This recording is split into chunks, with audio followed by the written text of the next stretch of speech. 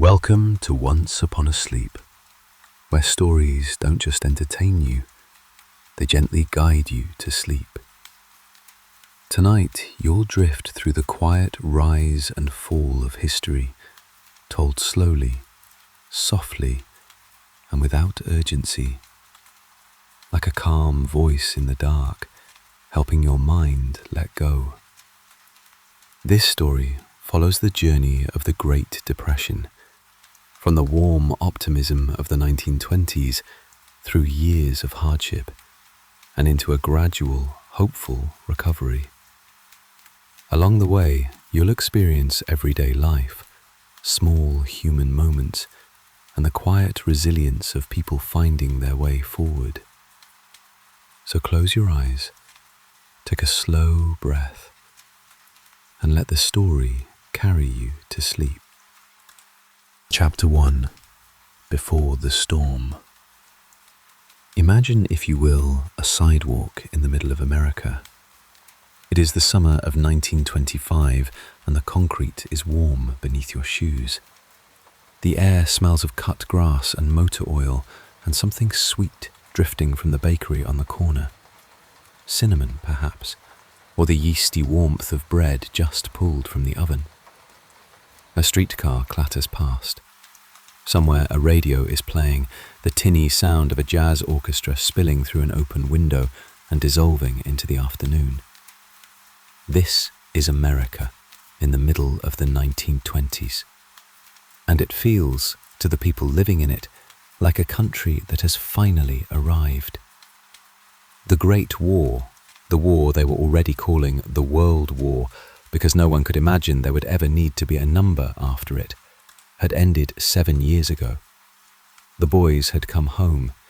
The factories that had built shells and rifles had turned to making automobiles, radios, refrigerators, and vacuum cleaners.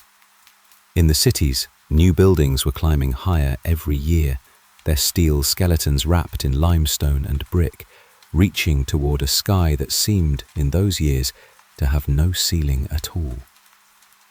It was a time of extraordinary confidence. Not the loud, brash confidence of a gambler, but something quieter.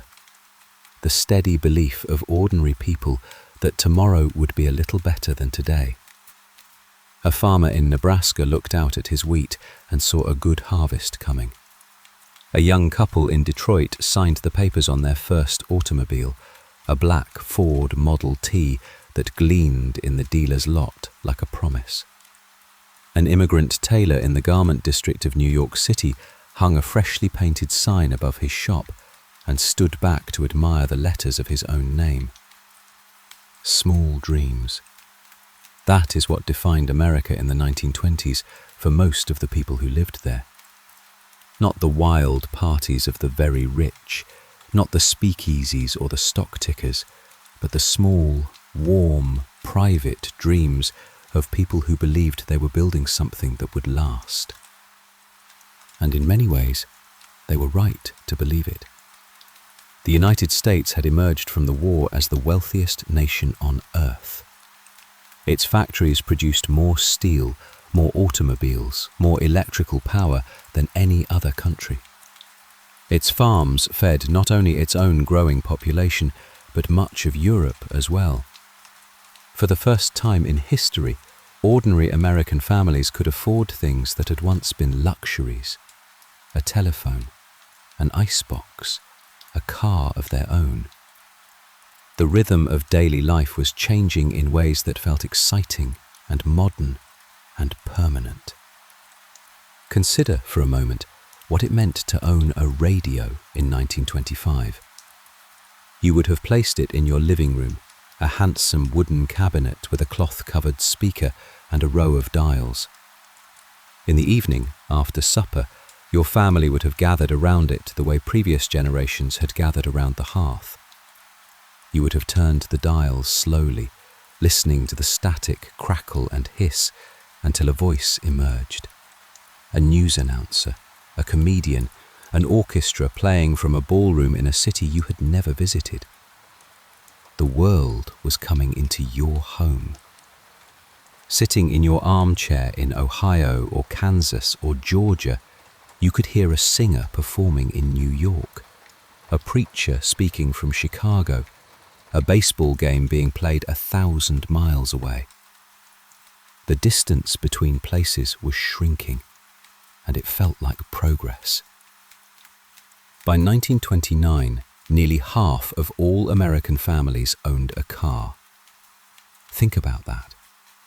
In the span of a single generation, the automobile had gone from a curiosity for the wealthy to an ordinary possession.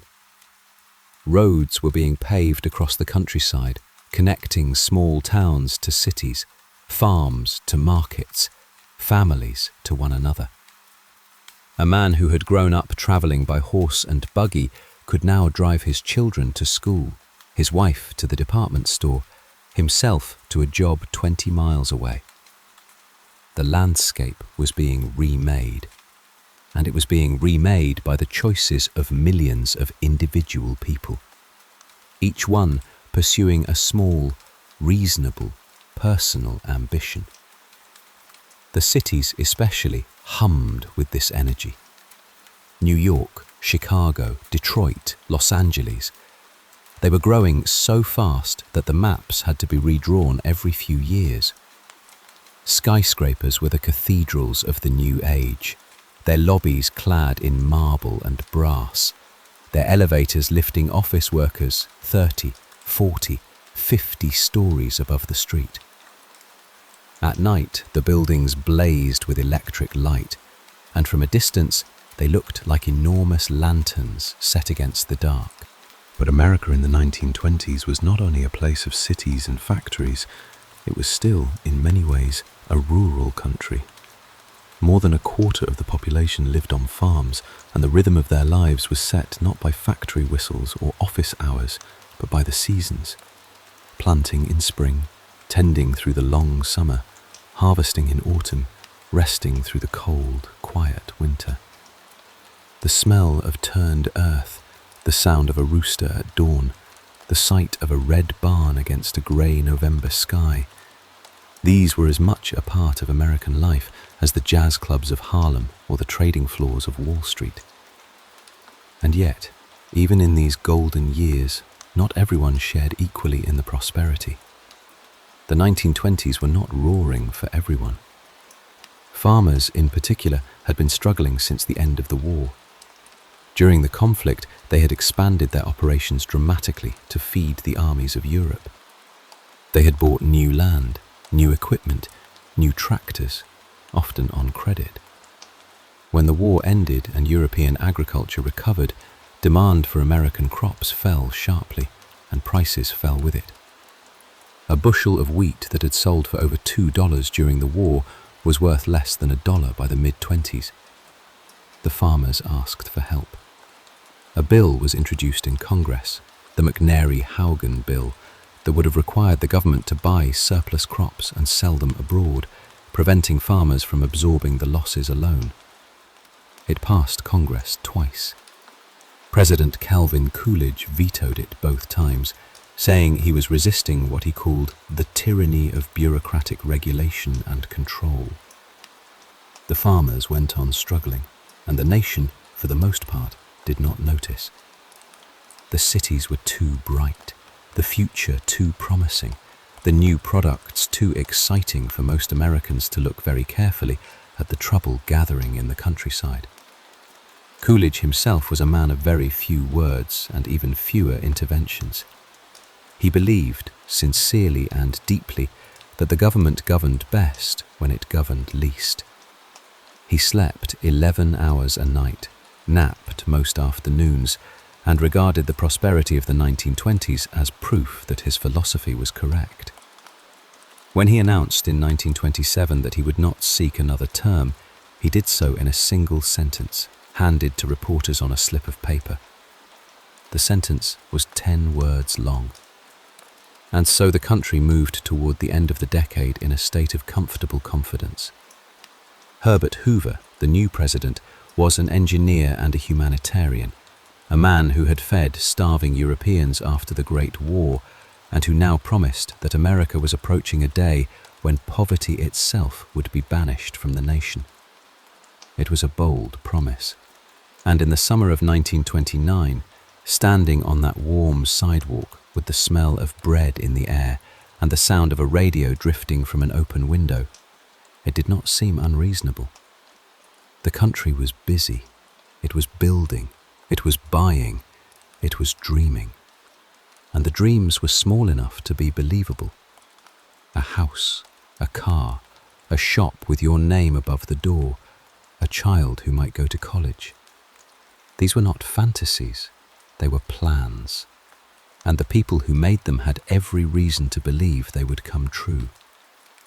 The sun was warm, the bread smelled good, the radio played on, and somewhere beneath the surface of all that warmth and confidence, something was beginning to shift, so quietly that almost no one heard it. Not yet. Not for a little while longer. For now, the music played, and the sidewalks were full of people going about their lives, and the future felt as solid and dependable as the concrete beneath their feet. Chapter 2. Paper Fortunes. There is a kind of river that looks perfectly still from the bank. The surface is smooth, even glassy, reflecting the trees and the sky so faithfully that you might think the water is not moving at all. But if you were to wade in, you would feel the current, cold and steady and surprisingly strong, pulling at your legs beneath the surface. The American economy in the late 1920s was that kind of river. On the surface, everything gleamed. Production was up, profits were up, the stock market was climbing higher with every passing month, like a man ascending a staircase that seemed to have no top. New investment trusts appeared almost daily, offering ordinary people the chance to buy a piece of the future.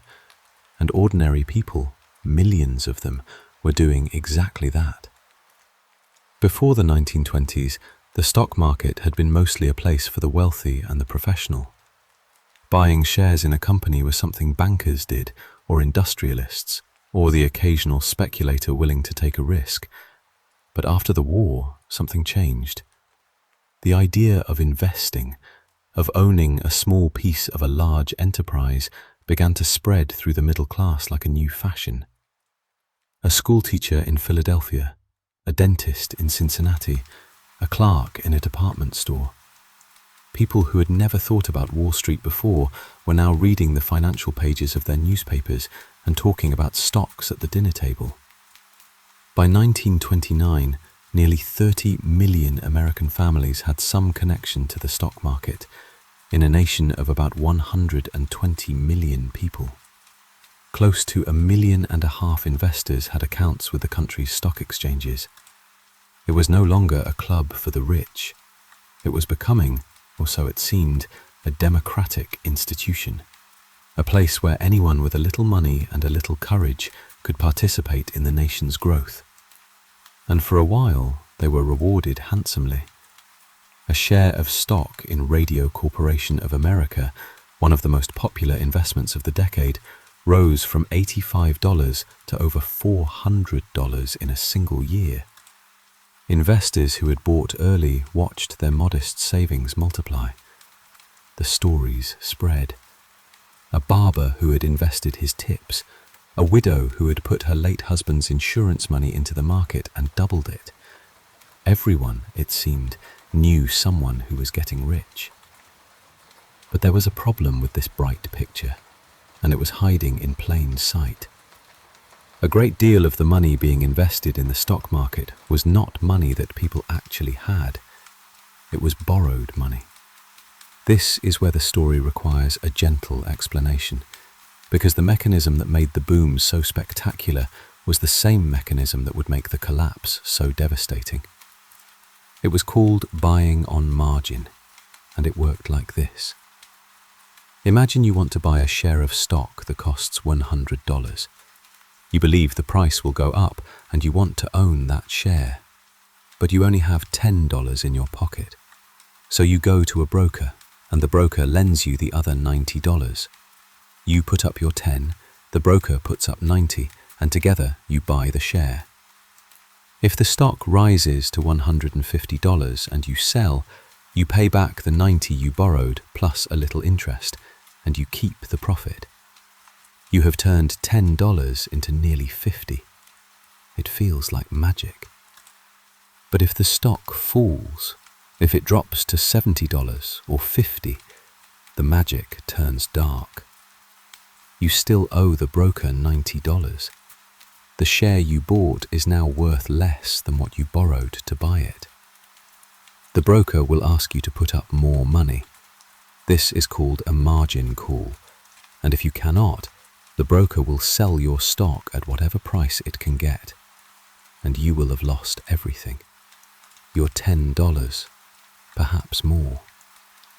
In the late 1920s, American investors were buying as much as 75% of their stock on margin. Some were borrowing even more. The entire market was built on a vast, invisible architecture of debt.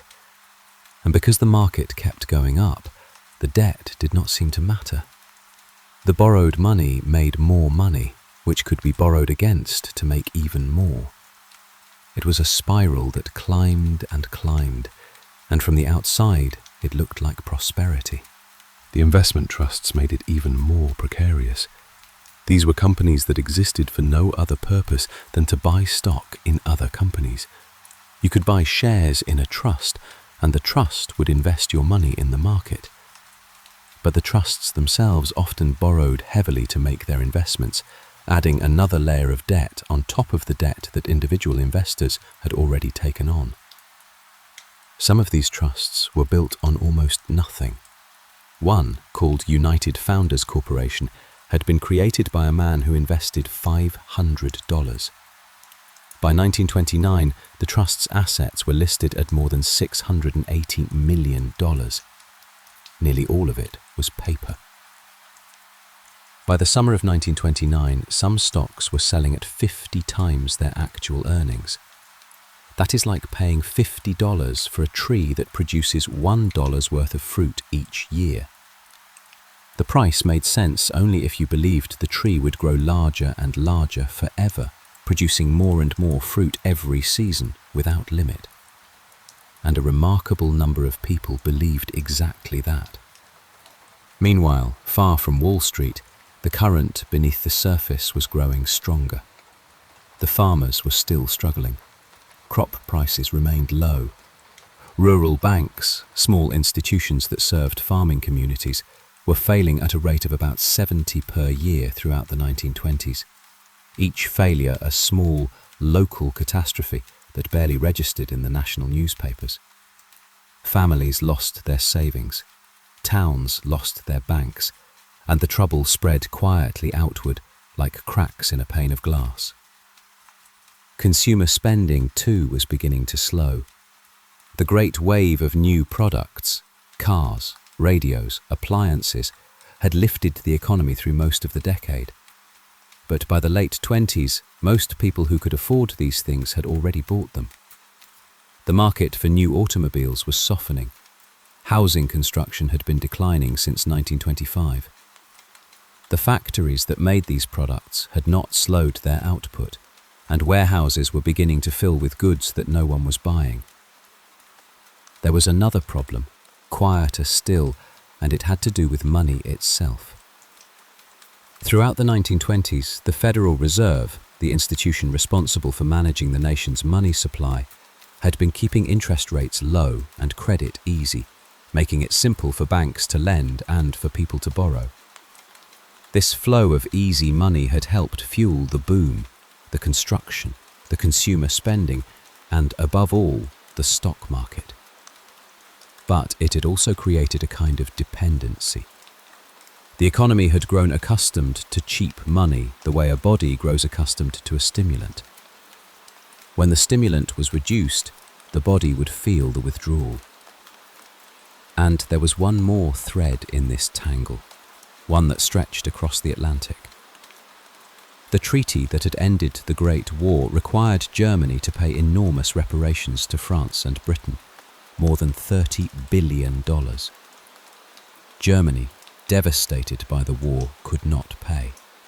France and Britain, in turn, owed large debts to the United States for support during the war. President Coolidge refused to restructure or forgive these debts. And so a chain of obligation bound the economies of the world's largest nations together, each one dependent on payments from the next, none of them able to pay. The European economy remained suppressed, unable to buy American goods in the quantities that American factories were producing them. None of these problems, the farm crisis, the slowing consumption, the mountain of margin debt, the fragile international finances, was invisible. Economists noted them. Bankers worried about them, at least privately. A few newspaper columnists wrote cautious articles.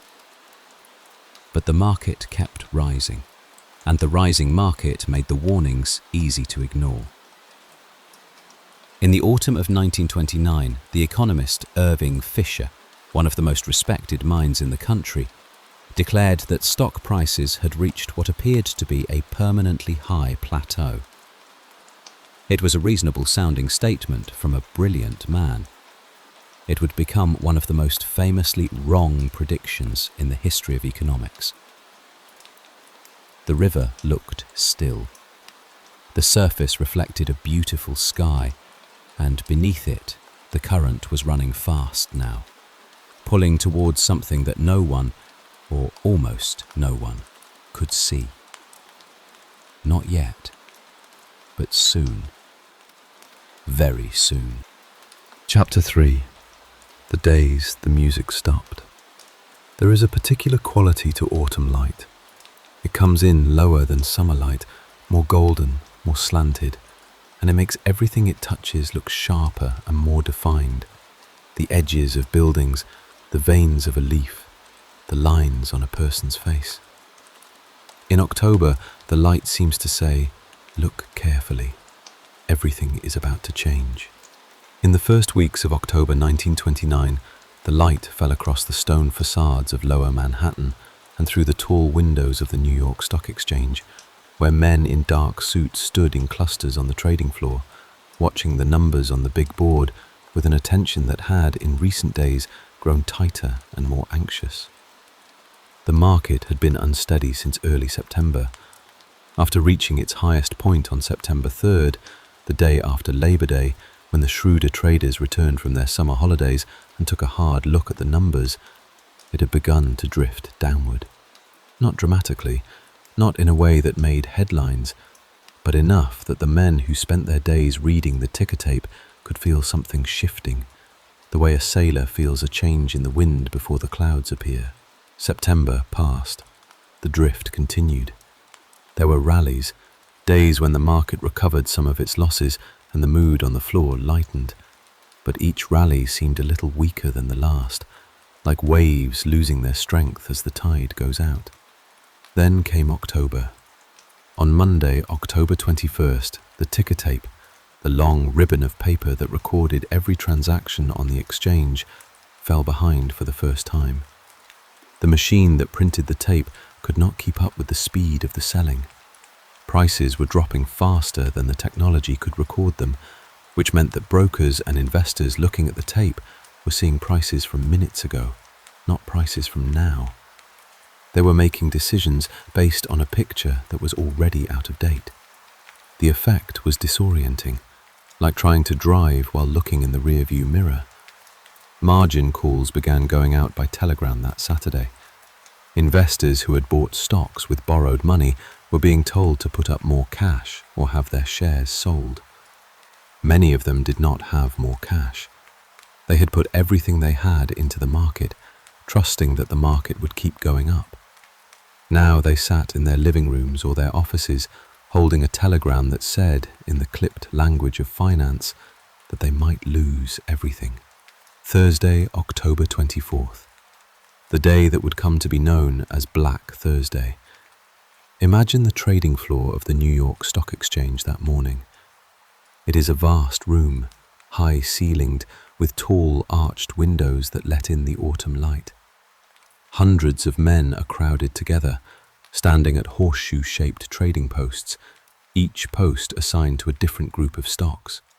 Normally, there is a kind of organized chaos to the place. Shouting, waving, the rustle of paper slips, the clatter of the ticker. But on this morning, the chaos lost its organization.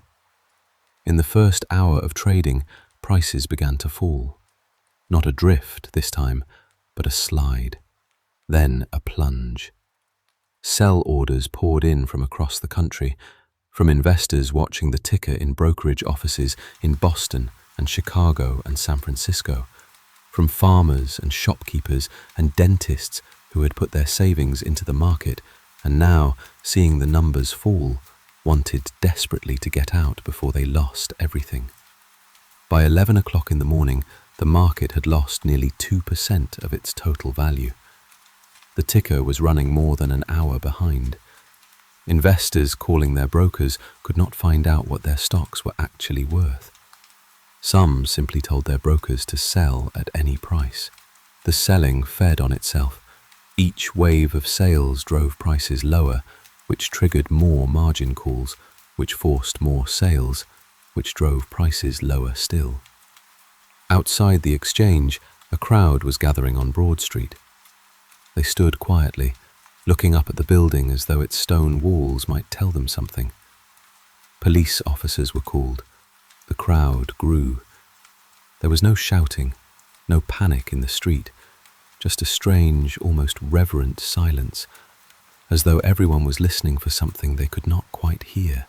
Inside, at noon, a group of the most powerful bankers in the country gathered in the offices of J.P. Morgan and Company, just across the street from the exchange.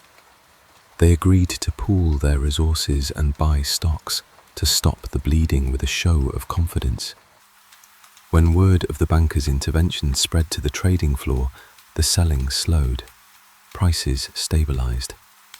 By the end of the day, the market had recovered some of its losses, and the newspapers that evening carried cautiously optimistic headlines. The worst, it seemed, was over. Friday was calmer. A half day of trading on Saturday passed without incident. The bankers' intervention appeared to have worked. People began to breathe again. Perhaps it had been a scare, nothing more. A correction, a momentary stumble in the long upward climb. Then came Monday. On Monday, October 28th, the market fell again, sharply, decisively, with a kind of cold momentum that no intervention could stop. Nearly 9.5 million shares were traded. The Dow Jones Industrial Average dropped 13% in a single day. The bankers met again. This time they did not buy. They had spent their confidence, and the market did not respond. And then came Tuesday, October 29th, 1929, Black Tuesday. The trading floor that morning was like nothing anyone had ever seen. Before the opening bell, sell orders had already piled up in enormous stacks. When the bell rang at 10 o'clock, the selling was immediate and overwhelming. Over 16 million shares changed hands that day, a record that would stand for decades. The ticker ran hours behind. Men who had been wealthy at breakfast were ruined by lunch. Some simply stood at their posts and watched, unable to act, unable to look away. Outside, the autumn light fell on Broad Street the same way it had every other day. The trees in Trinity Churchyard were turning colour. A woman pushed a baby carriage along the sidewalk. A newsboy shouted headlines that would not be fully understood for weeks, for months, for years. By the end of Black Tuesday, the stock market had lost 12% of its remaining value, the largest single-day loss in the history of the exchange. Billions of dollars, an almost incomprehensible sum, had vanished. Not lost exactly, because the money had never been real in the way that a house is real, or a loaf of bread, or a pair of shoes. It had been paper, promises, expectations about the future, written in numbers on a ticker tape. And now the tape was running, and the numbers were falling, and the promises were dissolving like fog in the morning sun. The market would continue to fall. Not every day, and not always sharply. There would be rallies, moments of false hope, days when it seemed the bottom had been reached. But the bottom was nowhere near. The Dow Jones Industrial Average, which had stood at 381 points in September, would not reach its low until July of 1932, when it stood at 41. It would not return to its 1929 high until 1954, 25 years later. But those numbers lay in the future, and on the night of October 29th, 1929, most Americans did not yet understand what had happened. The crash was news, certainly, alarming news, but the stock market was still, for most people, something distant and abstract, something that happened in New York to financiers and speculators. The farmer in Nebraska still had his wheat. The tailor in New York still had his shop. The young couple in Detroit still had their Ford. They did not yet know that the crash was not the disaster. The crash was the sound the disaster made when it arrived. The disaster itself was something larger, deeper, slower. A chain of consequences that would take months and years to unfold, touching every corner of the country, reaching into every home, changing the way Americans thought about their nation, their government, and themselves. That night, the city was quiet. The trading floor was empty. The ticker had stopped. Scraps of paper, order slips, margin calls, the long curling ribbons of ticker tape lay scattered across the floor like confetti after a parade that no one had wanted to attend. The autumn light had faded. The street lamps came on, one by one, along the narrow streets of the financial district. And somewhere, in a million ordinary homes across the country, the radios played on. A comedian, a dance band, the evening news. And the people listening did not yet know that the world they had built, the world of small dreams and steady confidence, was about to change in ways that none of them could imagine. The music played, and outside the windows, the night was very still. Chapter 4. A silence spreads. The depression did not arrive like a thunderstorm. It arrived like winter, slowly, quietly, 1 degree at a time. A factory that had been running 2 shifts dropped to 1, then to half a shift. Then it closed, and the windows went dark, and the parking lot that had been full of workers' cars every morning was empty, and the weeds began to push up through the cracks in the asphalt. And in the neighborhood nearby, a woman who had always kept a kitchen garden noticed that her neighbors were watching her more carefully than before, their eyes following the tomatoes ripening on the vine. It happened like that, everywhere. Not all at once, but in 1,000 small surrenders, in 1,000 quiet losses that added up, week by week and month by month, to something enormous. In the months following the crash, President Hoover and many of the nation's business leaders tried to project confidence. The economy was fundamentally sound, they said. The worst was over. The correction in the stock market had been painful but necessary, and now the country could get back to the business of growing. Hoover called the heads of the major corporations to the White House and asked them to promise not to cut wages. They agreed. For a while, they kept their word, but promises cannot hold back an avalanche. As demand dried up and inventories swelled and profits vanished, the layoffs began. First a few at a time, then in waves. By 1930, unemployment had climbed to nearly 8%. By 1931, it was 16%. By 1933, it would reach 25%. 1 out of every 4 American workers unable to find a job. In some cities it was worse. In Cleveland, 50% were out of work. In Toledo, 80%. These are numbers, and numbers can feel abstract. But each number was a person.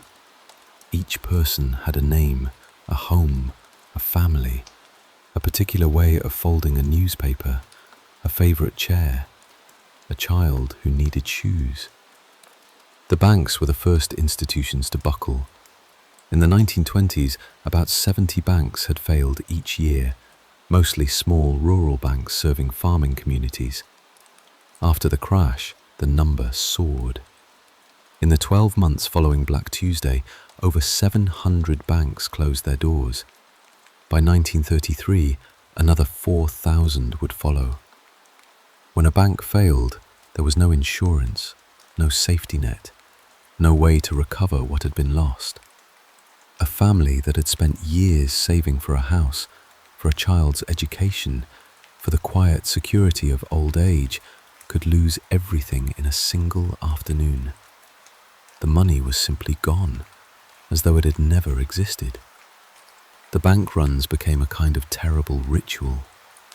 Word would spread through a neighborhood, sometimes a rumor, sometimes a fact, that a particular bank was in trouble. People would gather on the sidewalk outside, forming a line that stretched down the block and around the corner. They would wait, sometimes for hours, clutching their bank books, hoping to withdraw their savings before the vault ran dry. Inside, the tellers would count out bills with steady hands, knowing that each withdrawal brought the bank closer to the moment when it could pay no more. Sometimes the bank survived the day, sometimes it did not. When the doors closed for the last time, the people still standing in line would simply stand there, staring at the locked door, trying to understand what had just happened to them. Imagine being one of those people. You have done nothing wrong. You have worked hard. You have saved your money in the place where you were told it would be safe. And now a man in a vest is telling you through a closed door that your money is gone. Not stolen, not spent, just gone. Evaporated, like water on a hot stone. You walk home. You sit in your kitchen. Your wife asks you what happened, and you do not know what to say, because what happened does not make any sense. As the banks closed and the jobs disappeared, the physical landscape of the country began to change. Storefronts that had been busy went dark. Signs appeared in windows, closed until further notice, for rent. Going out of business, everything must go. In the manufacturing towns of the Northeast and Midwest, the smokestacks that had been the heartbeat of the local economy stopped breathing. The smoke that had hung over cities like Pittsburgh and Gary and Detroit, smoke that people had complained about for years, was suddenly eerily absent. The air was clean. The silence was terrible. In the cities, breadlines formed. These were not lines of the destitute, not the ragged drifters and vagrants that cities had always known. These were carpenters and accountants and school teachers, men in overcoats that were beginning to fray at the cuffs, women who had pressed their one good dress that morning because they did not want to be seen looking poor. They stood in line outside churches and civic organizations, waiting for a bowl of soup, a piece of bread, a cup of coffee. They did not look at one another. Looking at one another would have made it too real. The charitable organizations, the churches, the Salvation Army, the Red Cross, the local civic clubs, did what they could. They had been designed to handle the ordinary trickle of misfortune that every community experiences. They were not built for a flood. In New York City, One relief agency reported that it was receiving an average of 125 new applications for help every day. In Philadelphia, 52,000 families were on the waiting list for assistance. In Chicago, the city was so overwhelmed that it could offer the unemployed only an average of $2.39 per family per week. Some weeks, it had nothing to offer at all. The suffering fell hardest on those who had the least to begin with. In the rural South, African American sharecroppers who had been living on the thinnest margin of survival were pushed into outright destitution. In the industrial cities of the North, recent immigrants found themselves last hired and first fired. Women who had been entering the workforce in growing numbers during the 1920s were often told that any available jobs should go to men with families to support. And everywhere, the elderly, people who had worked their entire lives with no pension, no savings, no one to turn to, simply had nowhere to go. The shame was perhaps the worst of it. Americans in the early 1930s lived in a culture that valued self-reliance above almost everything else. To be out of work was not just an economic catastrophe, it was a personal failure, a moral deficiency. Men who could not feed their families felt not only afraid, but ashamed. They left the house in the morning as though they were going to work, because they could not bear to have their neighbors know the truth. They walked the streets all day, looking for jobs that did not exist, and came home in the evening hollow-eyed and silent. Some stopped coming home at all. And then there was the Dust Bowl.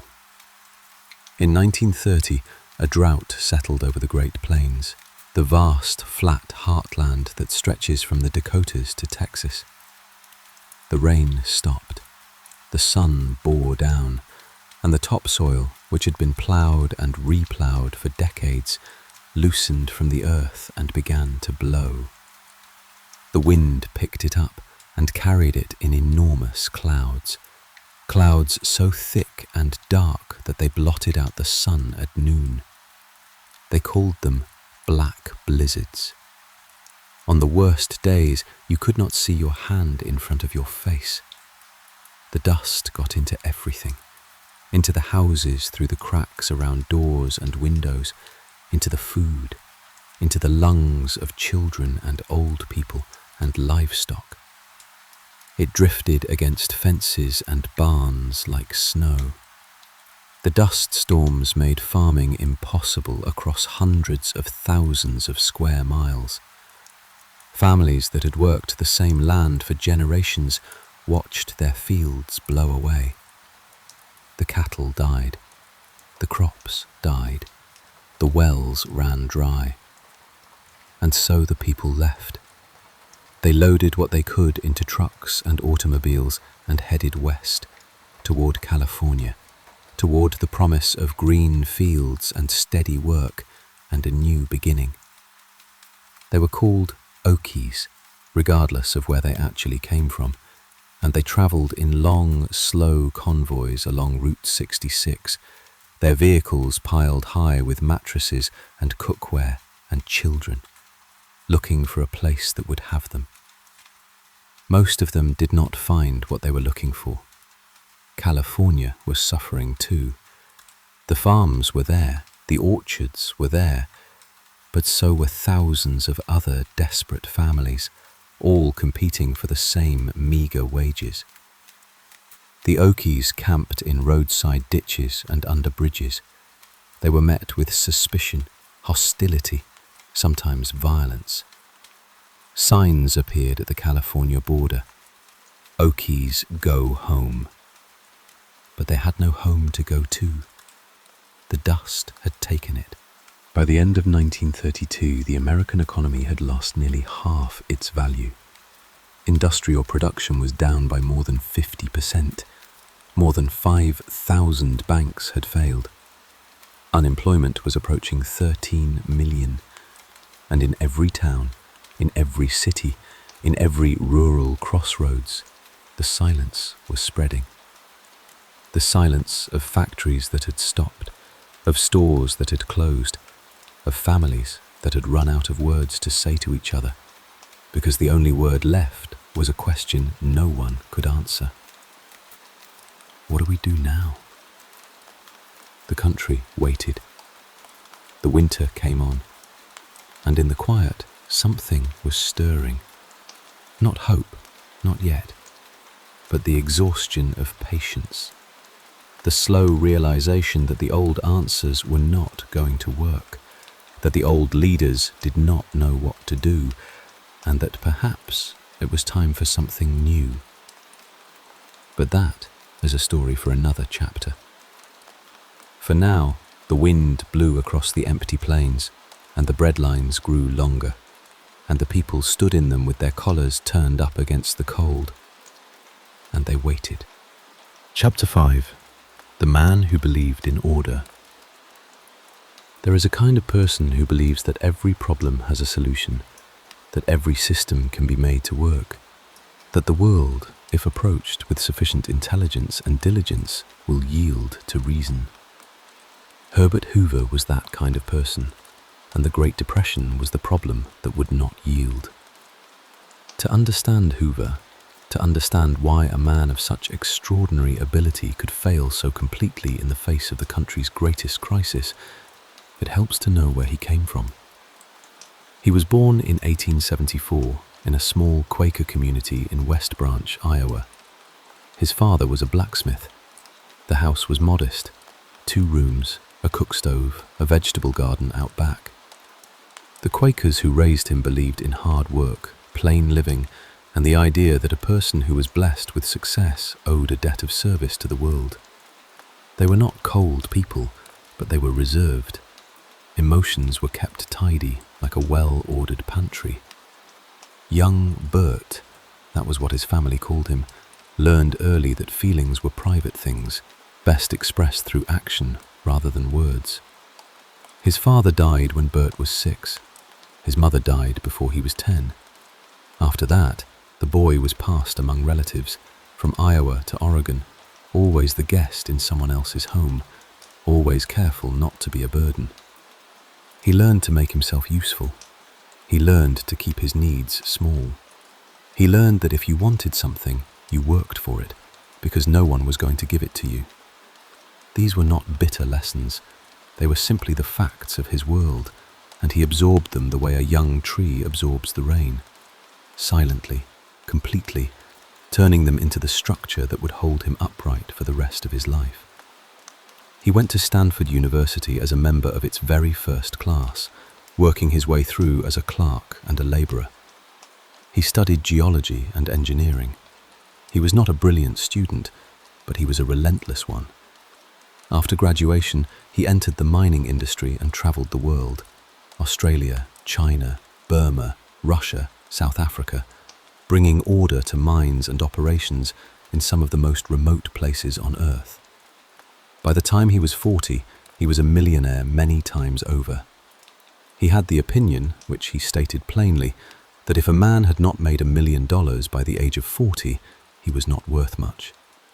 It was a harsh thing to say, but Hoover believed in results. Having made his fortune, he turned to service, the Quaker duty he had been raised with. When the Great War broke out in 1914, Hoover organized the relief effort for Belgium, a small country overrun by German armies and facing starvation. The Commission for Relief in Belgium, under his direction, fed more than 9 million people for nearly 5 years. The overhead costs were kept to half of 1%. The work was staggering in its scope and its efficiency, and it made Hoover famous. When America entered the war, he became the nation's food administrator, managing the entire agricultural output of the United States. He did it without rationing, through voluntary cooperation, persuading Americans to eat less wheat, less meat, less sugar, so that the soldiers and the starving could be fed. The word Hooverize entered the language. It meant to economize for a noble purpose. After the war, he directed the relief effort for all of Europe. It was estimated that his work saved more than 100 million lives. John Maynard Keynes, the great British economist, called Hoover the only man to emerge from the Paris Peace Conference with an enhanced reputation. Streets were named after him in towns across the continent. He was, by any reasonable measure, one of the most accomplished humanitarians in the history of the world. And yet this same man, this engineer of miracles, this feeder of nations, would find himself unable to feed his own people when the crisis came to his own country. How is that possible? How does a man who saved 100 million lives overseas preside over the suffering of millions at home? The answer lies in the architecture of his mind. Hoover believed in systems. He believed that the American system, free enterprise, voluntary cooperation, limited government, was not merely one way of organizing a society, but the best way, the only way that preserved both prosperity and liberty. He had seen the alternatives. He had traveled through Tsarist Russia and revolutionary China. He had watched European governments stumble into bureaucracy and inefficiency. He was convinced, with the certainty of a man who had tested his beliefs against the evidence of the world, that the American system worked, and that the greatest danger to it was not failure, but interference. If you tinkered with the system too much, if you let the government take over functions that individuals and communities could handle themselves, you would not just solve the problem. You would create a dependency that was worse than the problem itself. This was not callousness. Hoover cared about suffering. His entire life before the presidency was a testament to that. But he believed, fiercely, immovably, that the right way to address suffering was through voluntary action, through the churches and civic organizations and community groups that had always been the backbone of American generosity. He believed that Americans, when called upon, would rise to meet any challenge without being forced to by the government. He believed this because it had always been true in his experience. It had been true in Belgium. It had been true during the war. It had been true everywhere he looked. But the Depression was not like Belgium. Belgium was a country ravaged by a foreign army, and the relief had come from the outside, from America, from abundance. The Depression was a crisis that came from within, and there was no outside. The churches could not feed everyone. The civic clubs could not employ everyone. The community chests ran dry. Private charitable giving in the United States actually reached a record level in 1932. Americans were trying desperately, but it was not enough. It could not possibly be enough. The scale of the suffering was simply beyond what voluntary action could address. And Hoover could not bring himself to cross the line. He could not bring himself to accept that the federal government needed to step in directly, not to organize, not to coordinate, not to encourage, but to spend, to write checks, to put money into the hands of people who had nothing. He called it a dole, and he believed a dole would destroy the moral fiber of the nation. Better to endure short-term hardship than to create a dependency that would weaken the country's character forever. The problem was that the hardship was not short-term. Month after month, year after year, the Depression deepened, and Hoover's response remained essentially the same. Encourage business to maintain employment, encourage communities to care for their own, encourage confidence. He was not doing nothing. He created new agencies, proposed new programs, worked 18-hour days in the White House.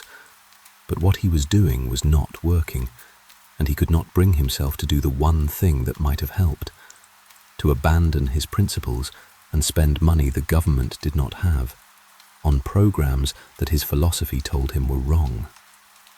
He proposed a tax increase in 1931. Think about that for a moment. In the depths of the worst economic crisis the country had ever seen, with millions out of work and demand collapsing, the president proposed to raise taxes because he believed the government must not run a deficit. Even his own party voted it down. There is something almost tragic about Herbert Hoover. He was not a bad man. He was not a stupid man. He was, by most measures, an extraordinary man, perhaps the most qualified person ever to hold the presidency. He had fed the starving, organized the ungovernable, and brought order to chaos on 3 continents. But the Depression defeated him, because the Depression required him to do something he could not do. It required him to let go of the rules he had lived by. It required him to act against his own deepest convictions, and he could not. He held on with the grip of a man who had pulled himself up from nothing, who had built his life on discipline and order and the belief that the system worked. And the system, this time, did not work. And the grip was not strong enough, and the country slipped through his fingers. In the White House at night, the lights burned late.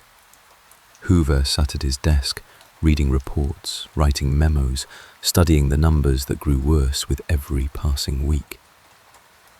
He was alone in a way that few presidents have ever been alone, not because he lacked advisors, but because his advisors could not reach him. His mind was a closed system, and the facts that did not fit the system were the facts he could not see. He had built a philosophy that explained the world, and now the world was falling apart, and the philosophy could not explain it, and so the philosophy had to be defended even as the world burned. Outside the White House, the shantytowns were growing. The people who lived in them had a name for these places. They called them Hoovervilles. The newspapers they used for blankets were called Hoover blankets. Empty pockets turned inside out were called Hoover flags. It was cruel, perhaps unfairly so, but the cruelty was a measure of the distance between the president and the people, between a man who believed the system would right itself and the millions of Americans who were living proof that it would not. Years later, long after he had left the presidency and the country had moved on, Hoover would reflect on what had happened. He never fully accepted that his approach had been wrong. He believed, to the end of his long life, that the principles he had stood for were sound, and that the Depression would have ended sooner if the country had stayed the course. History has not been kind to that judgment, but history might be kinder to the man. He was not a villain. He was a believer, and the thing he believed in, the self-correcting power of free individuals working together voluntarily, is not a contemptible thing to believe in. It simply was not enough. Not this time. Not for this. The rain fell on the White House lawn. The lights burned behind the curtains, and somewhere in the dark, beyond the fence, beyond the silent streets, America waited for a different voice, a different kind of leader, a man who would be willing to try something new, even if he did not know whether it would work. Chapter 6. Hoovervilles and Highways. At the edge of every city, on the patches of ground that nobody owned or nobody wanted, beside the railroad tracks, along the riverbanks, in the shadow of bridges and overpasses, they appeared. Not all at once. One shelter first, made from old boards and a piece of tin roofing, then another, then a dozen, then 100. The Hoovervilles. They were not, despite the name, monuments to despair, or not only that. They were, in their strange and makeshift way, communities. The people who built them were not drifters or vagrants, or, if they were, they had not been before the Depression. They were carpenters who had run out of houses to build, bricklayers who had run out of walls to lay, factory workers whose factories had gone dark. There were people who had lost their homes because they could not make the mortgage payment, or lost their rooms because they could not make the rent, and who had nowhere left to go except outside. Imagine one of these places. It is winter. The ground is hard. The shelters are made of whatever could be found: packing crates, flattened tin cans, scraps of canvas, old doors taken from abandoned buildings. Some are surprisingly well constructed, with frames and walls and crude chimneys made from stovepipe. Others are little more than lean-tos, open on one side to the weather. Inside, families have arranged their few possessions with a care that tells you everything about who these people are. A shelf made from a plank, a photograph in a frame, a curtain fashioned from a flour sack to separate the sleeping area from the living space, a pot on a stove made from an oil drum, and inside the pot something thin and hot. In the larger Hoovervilles, a kind of civic life emerged. There were unofficial mayors, men who organized the distribution of food and firewood, who mediated disputes, who made sure the paths between the shelters were kept clear. There were rules. Keep your area clean. Share what you have. Do not steal. Some Hoovervilles had communal gardens. Some had chapels, a corner of a larger structure set aside for prayer, with a cross made from 2 pieces of scrap wood nailed together. The people who lived in these places had lost almost everything, but they had not lost their instinct for order, for community, for the small rituals that make human beings human. There were Hoovervilles in every major city in the country. In New York, they sprang up in Central Park and along the banks of the East River. In Washington, D.C., they appeared within sight of the Capitol Dome. In Seattle, a Hooverville near the waterfront grew to house over 1,000 people and lasted for nearly a decade. In St. Louis, in Detroit, in Los Angeles, in cities large and small, the same ragged settlements appeared, and the same quiet, stubborn life was lived inside them. But not everyone stayed put. Millions of Americans took to the road during the Depression, traveling from town to town, from state to state, looking for work that did not exist. Some traveled alone. Some traveled with their families. They rode freight trains, illegally, dangerously, clinging to the tops of boxcars or huddling inside empty ones as the trains rattled through the night. They walked the highways in shoes that were wearing through. They camped in fields and under bridges, building small fires and sharing whatever food they had, a can of beans, a piece of bread, a handful of peanuts. The transient population of the United States had always been part of the country's character. There had always been wandering workers, seasonal labourers, men who followed the harvest or the railroad.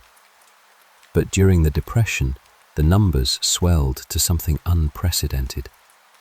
By some estimates, more than 2 million Americans were on the move at any given time during the early 1930s. Among them were entire families, mothers and fathers and children, packed into overloaded automobiles or riding in the backs of trucks, their possessions strapped to the roof, heading toward the next town, the next rumour of employment, the next chance. And then there were the Okies. The word was used loosely.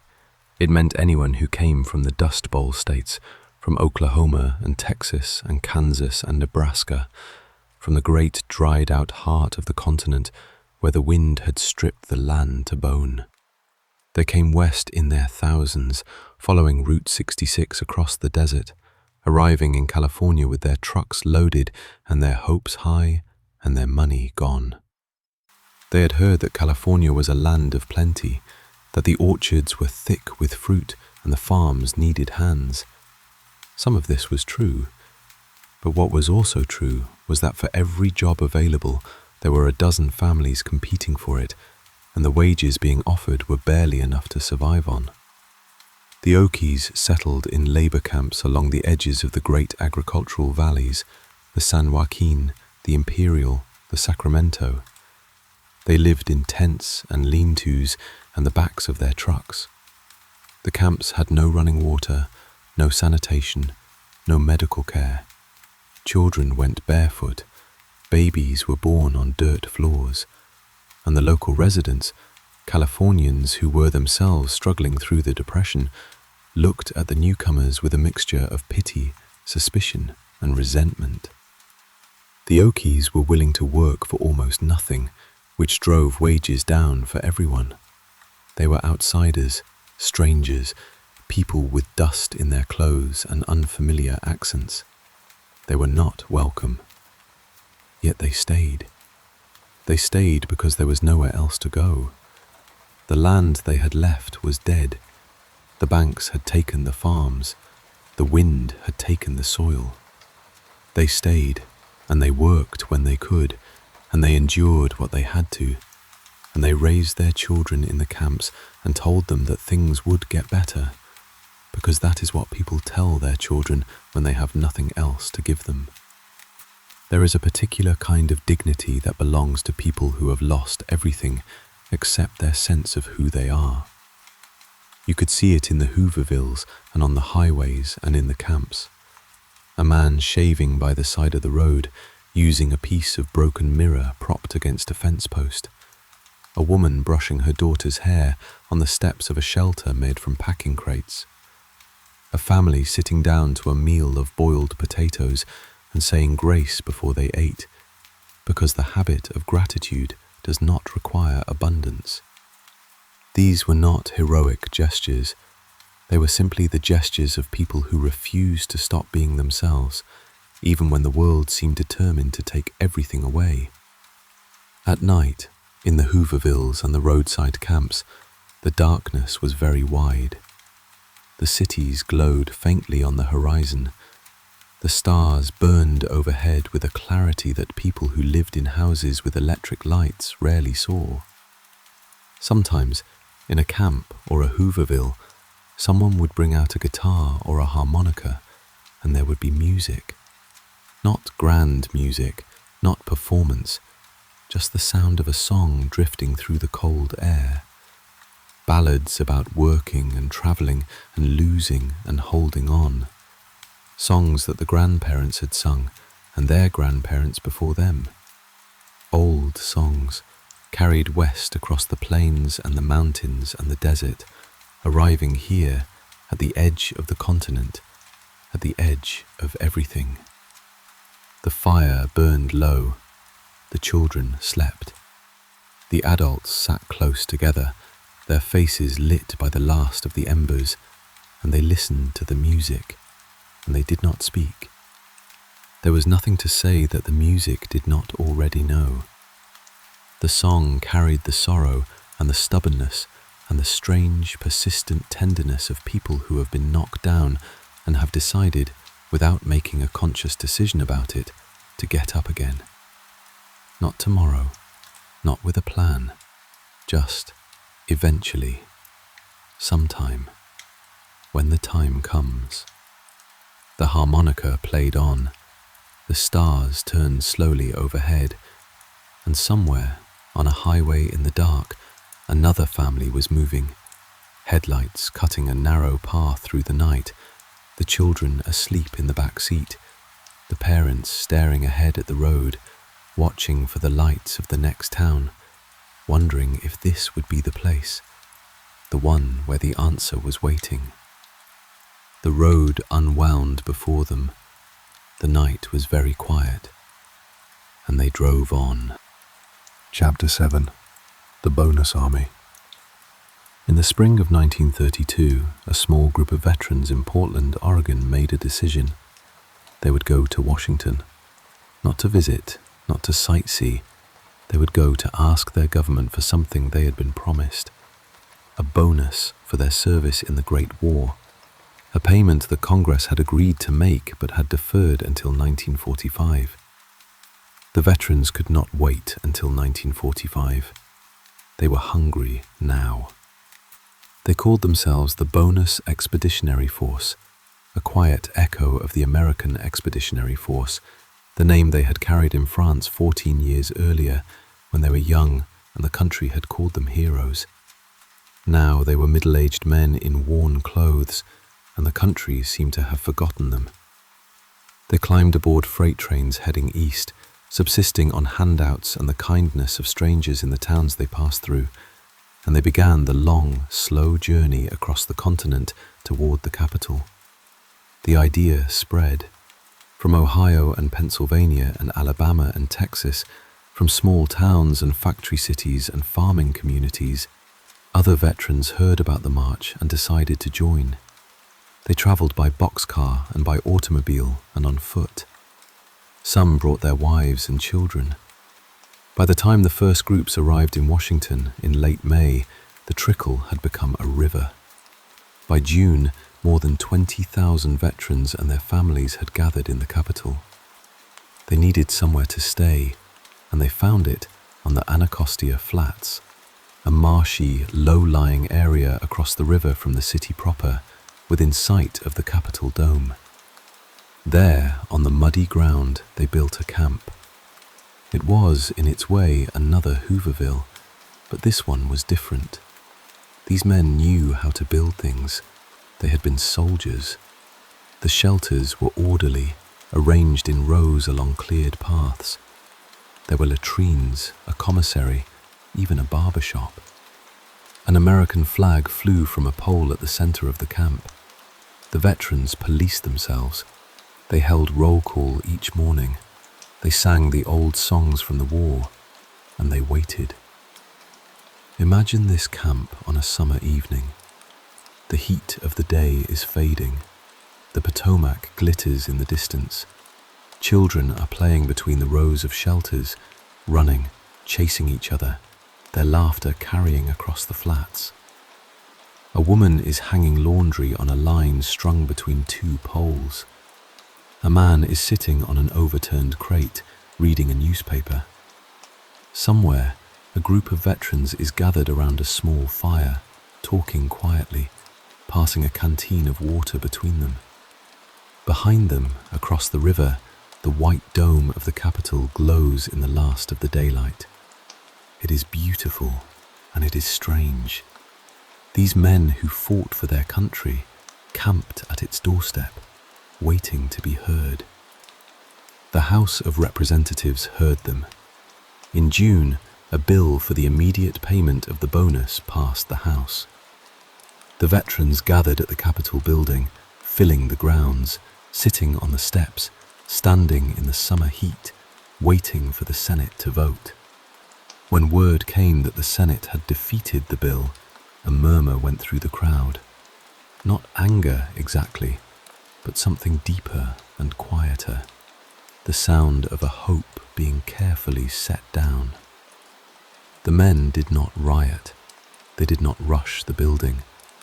They stood in the fading light, and then someone began to sing, and others joined in, and the song, an old patriotic hymn, drifted across the grounds and faded into the evening air. Some veterans went home after the vote, but thousands stayed. They had nowhere else to go, and they had come too far to leave with nothing. The camp on the Anacostia Flats remained, growing quieter as the weeks passed, the men waiting without knowing exactly what they were waiting for.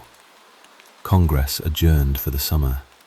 The president refused to meet with any of the veterans. The newspapers moved on to other stories. The bonus army waited. Then, at the end of July, something happened that would become one of the most haunting images of the entire Depression. It began with a small incident, a confrontation between police and a group of veterans in a downtown building that had been marked for demolition. Shots were fired. A veteran was killed. The incident gave the authorities the justification they felt they needed. President Hoover ordered the army to clear the veterans from the downtown area. The order was given to General Douglas MacArthur, the Army Chief of Staff. MacArthur, a man whose sense of drama was as large as his sense of duty, interpreted the order broadly. He did not simply clear the downtown buildings. He assembled a force of infantry, cavalry, and tanks, actual tanks, rolling through the streets of the nation's capital, and marched on the Anacostia camp itself. His aide that day was a young officer named Dwight Eisenhower. The cavalry was commanded by Major George Patton. These were names that would become famous in another war a decade later. On this day, They were leading American soldiers against American veterans. The troops moved into the camp in the late afternoon. They gave the veterans 1 hour to leave. Then the tear gas came. White clouds drifting across the flats, stinging the eyes, burning the throats of men and women and children who stumbled through the haze looking for their families, their belongings, a way out. Soldiers with fixed bayonets prodded the slow. A 7-year-old boy who turned back to retrieve his pet rabbit was struck in the leg by a bayonet. The shelters were set on fire. By nightfall, the camp was burning. The carefully built structures, the American flag, the small domestic arrangements that families had made to give their temporary homes some dignity, all of it going up in smoke that drifted across the Potomac and into the city. MacArthur held a press conference afterward. He declared that the Bonus Army had been on the verge of revolution, that the camp had been a hotbed of communist agitation, that his decisive action had saved the Republic from insurrection. None of this was true. The veterans had been peaceful. Their camp had been orderly. Their only crime was being poor and being present and being unwilling to go away quietly. President Hoover, who had not authorized the attack on the Anacostia camp, nevertheless took public responsibility for it. It was perhaps the most damaging decision of his presidency, not the attack itself, which was MacArthur's doing, but the choice to own it, to stand behind it, to present it to the American people as a necessary act of order. The photographs told a different story. Images of soldiers advancing on unarmed families, of tear gas drifting over a camp of veterans, of shelters burning in the summer twilight. These images traveled across the country and settled into the public imagination like a stain that could not be washed out. The Bonus Army scattered. The veterans took to the roads again, heading back to the homes they had left, or to no home at all. The muddy ground of the Anacostia Flats was empty. The ashes of the camp cooled in the rain. And across the country, in living rooms and barber shops and church basements, people looked at those photographs and felt something shift inside them. A hardening of sentiment against the president, a growing certainty that whatever came next, it could not be this. It could not be soldiers with bayonets and tear gas turning on the men who had once carried the flag. An election was coming. November was only 3 months away, and somewhere, a man with a patrician accent and a cigarette holder and a smile that radiated confidence was preparing to make his case to the American people. He had been watching the Bonus Army. He had been watching everything, and he believed, with the calm certainty of a man who had overcome a great deal in his own life, that the country was ready for a change. Chapter 8. A New Voice on the Radio. The radio was a wooden cabinet in the corner of the living room. It stood about 3 feet tall, with a rounded top and a cloth-covered speaker behind a decorative grille.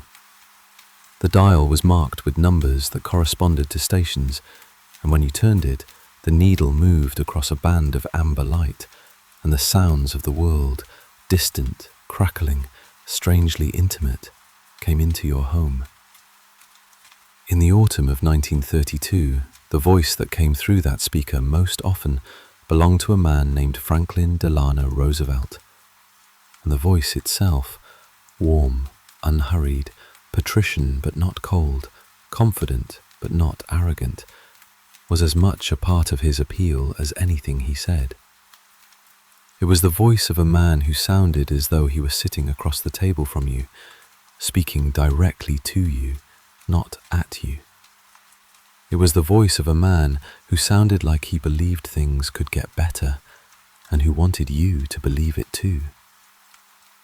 Roosevelt was not, by any obvious measure, the kind of man who should have connected with ordinary Americans.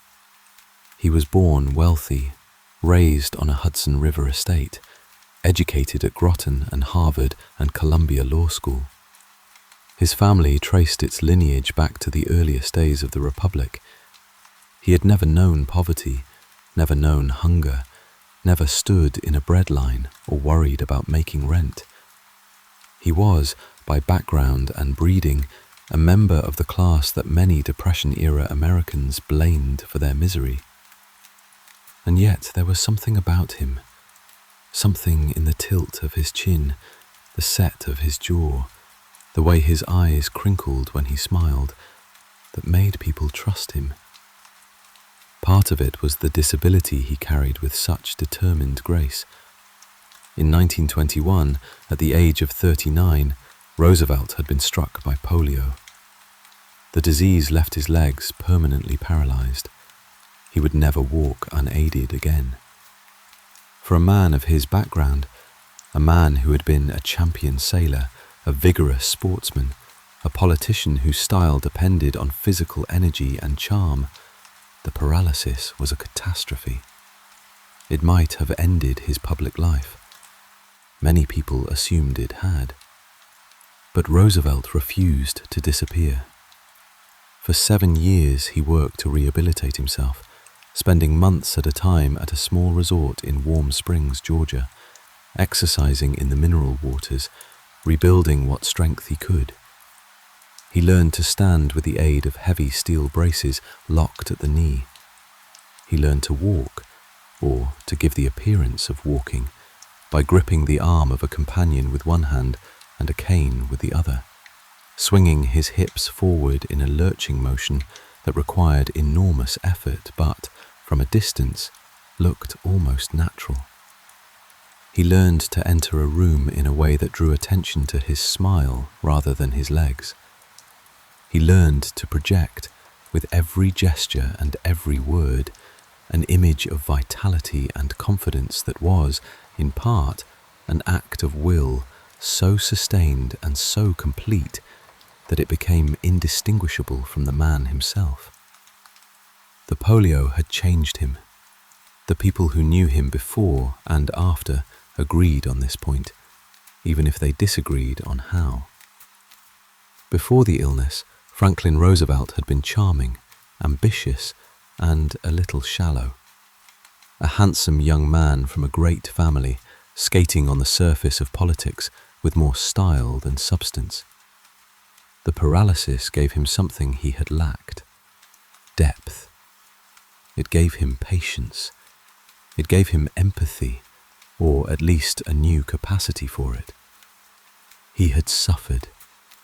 He knew what it meant to be helpless, to depend on others, to face a future that looked nothing like the one he had planned. And while his suffering was not the same as that of the millions who were struggling through the Depression, he was still rich, still privileged, still surrounded by comfort. It had opened a door in him that had previously been closed. He could look at a man who had lost his job and his savings and his home, and while he could not say he understood exactly how that felt, he could say, with a sincerity that people sensed, that he knew something about the experience of having the ground give way beneath you. The election of 1932 was not a contest. It was a verdict. Herbert Hoover, weary and defeated, campaigned with the grim determination of a man who knew he was going to lose but could not bring himself to quit. Roosevelt campaigned with energy and optimism, criss-crossing the country by train, appearing at rallies and whistle-stops, radiating the confidence that Hoover so conspicuously lacked. He promised a new deal for the American people. He did not specify exactly what that meant, and his critics accused him of offering nothing more than a smile and a slogan. But the vagueness was, in its way, a strength. People could project onto Roosevelt whatever hopes they carried. He was not a program. He was a possibility. On Election Day, Roosevelt won 57% of the popular vote. In the Electoral College, the margin was overwhelming: 472 votes to Hoover's 59. The Democrats won massive majorities in both houses of Congress. The American people had not merely chosen a new president, they had delivered a judgment on Hoover, on his philosophy, on the idea that the crisis would resolve itself if only the government stayed out of the way. The verdict was unambiguous. The country wanted change. The country wanted action. The country wanted someone who would try something, even if no one was quite sure what that something should be. But Roosevelt would not take office until March. The Constitution required a 4-month gap between the election and the inauguration, a gap that, in normal times, was merely an inconvenience, but that in the winter of 1932-33 became an agony. Hoover was still president. The economy was still collapsing. The banking system was crumbling. State after state was declaring bank holidays, shutting down their financial institutions to prevent a total collapse.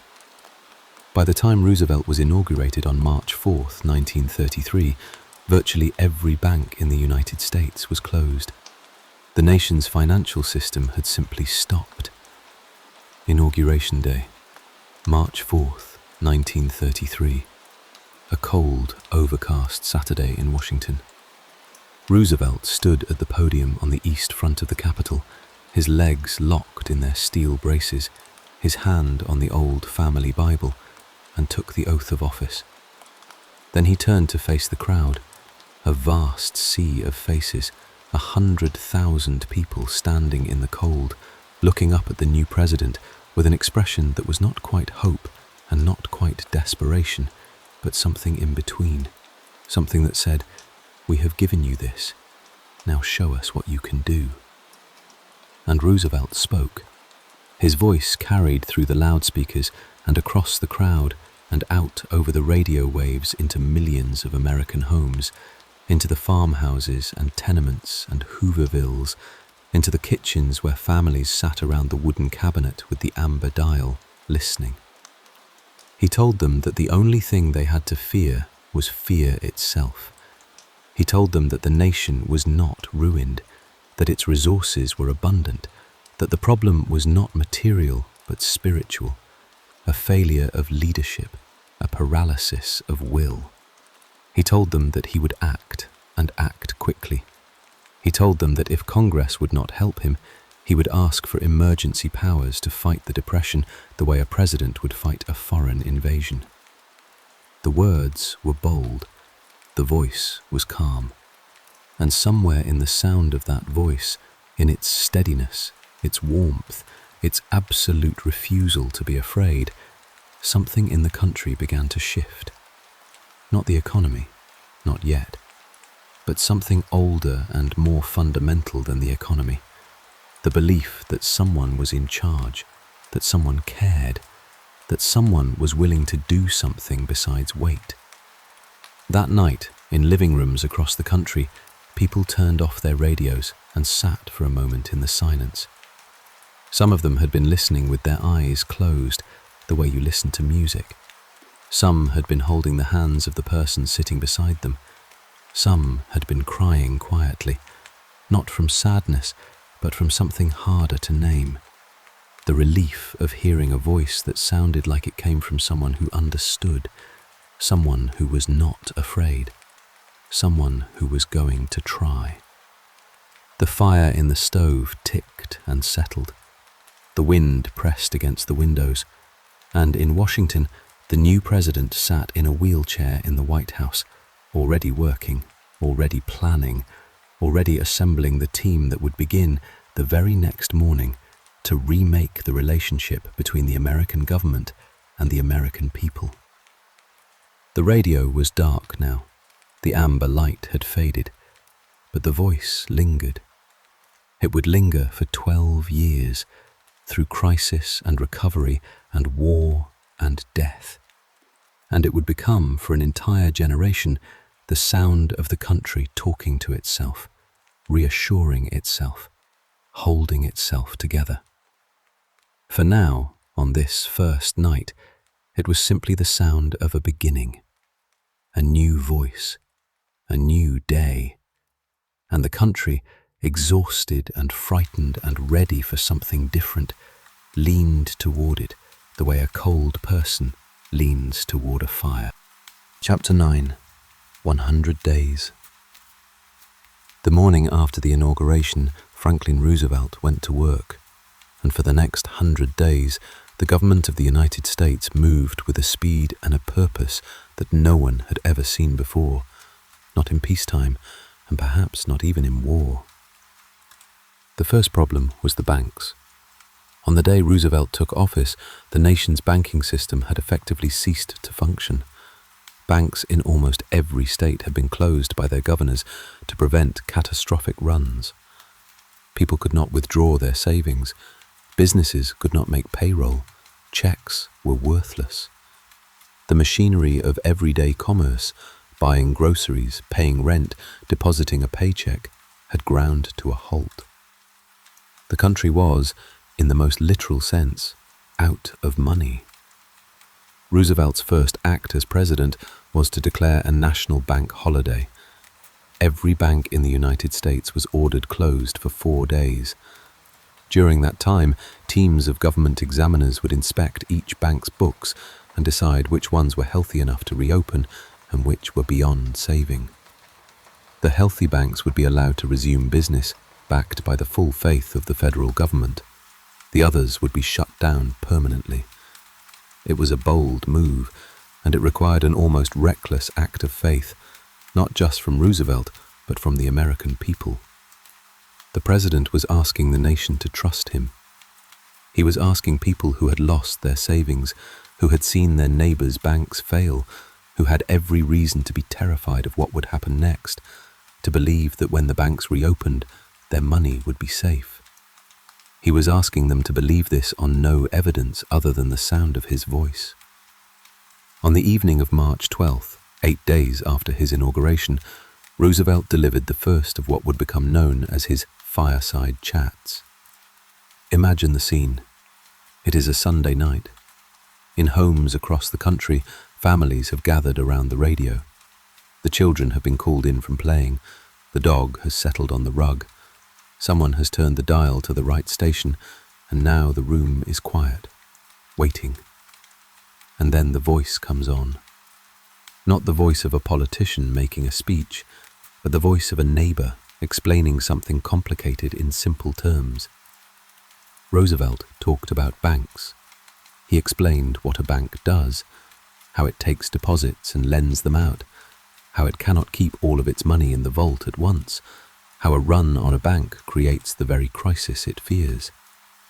He explained what the government had done during the bank holiday and what it was going to do next. He used short words. He used calm sentences. He did not talk down to his listeners, but he did not talk over their heads either. He spoke to them the way you would explain something important to a friend sitting across the kitchen table. When the banks reopened the next morning, something remarkable happened. Instead of the panic that many had feared, the long lines of depositors demanding their money back, people began bringing money in. They stood in lines, yes, but they were deposit lines, not withdrawal lines. Families who had hidden cash under mattresses, in coffee cans, in the walls of their homes, brought it back to the banks. In a single week, more than $1 billion flowed back into the banking system. Roosevelt had asked the country to trust him, and the country had said yes.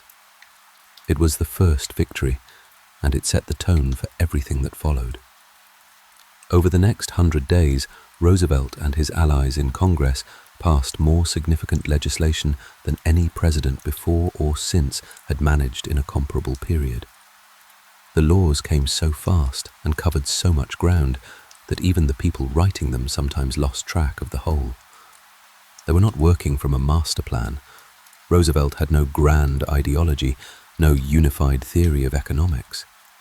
He had something more useful, a willingness to try things and see what worked. As he himself put it, the approach was simple. Take a method and try it. If it fails, admit it frankly and try another. But above all, try something. And so they tried. They created the Federal Deposit Insurance Corporation, the FDIC, which promised that the government would protect every bank depositor's savings up to $2,500.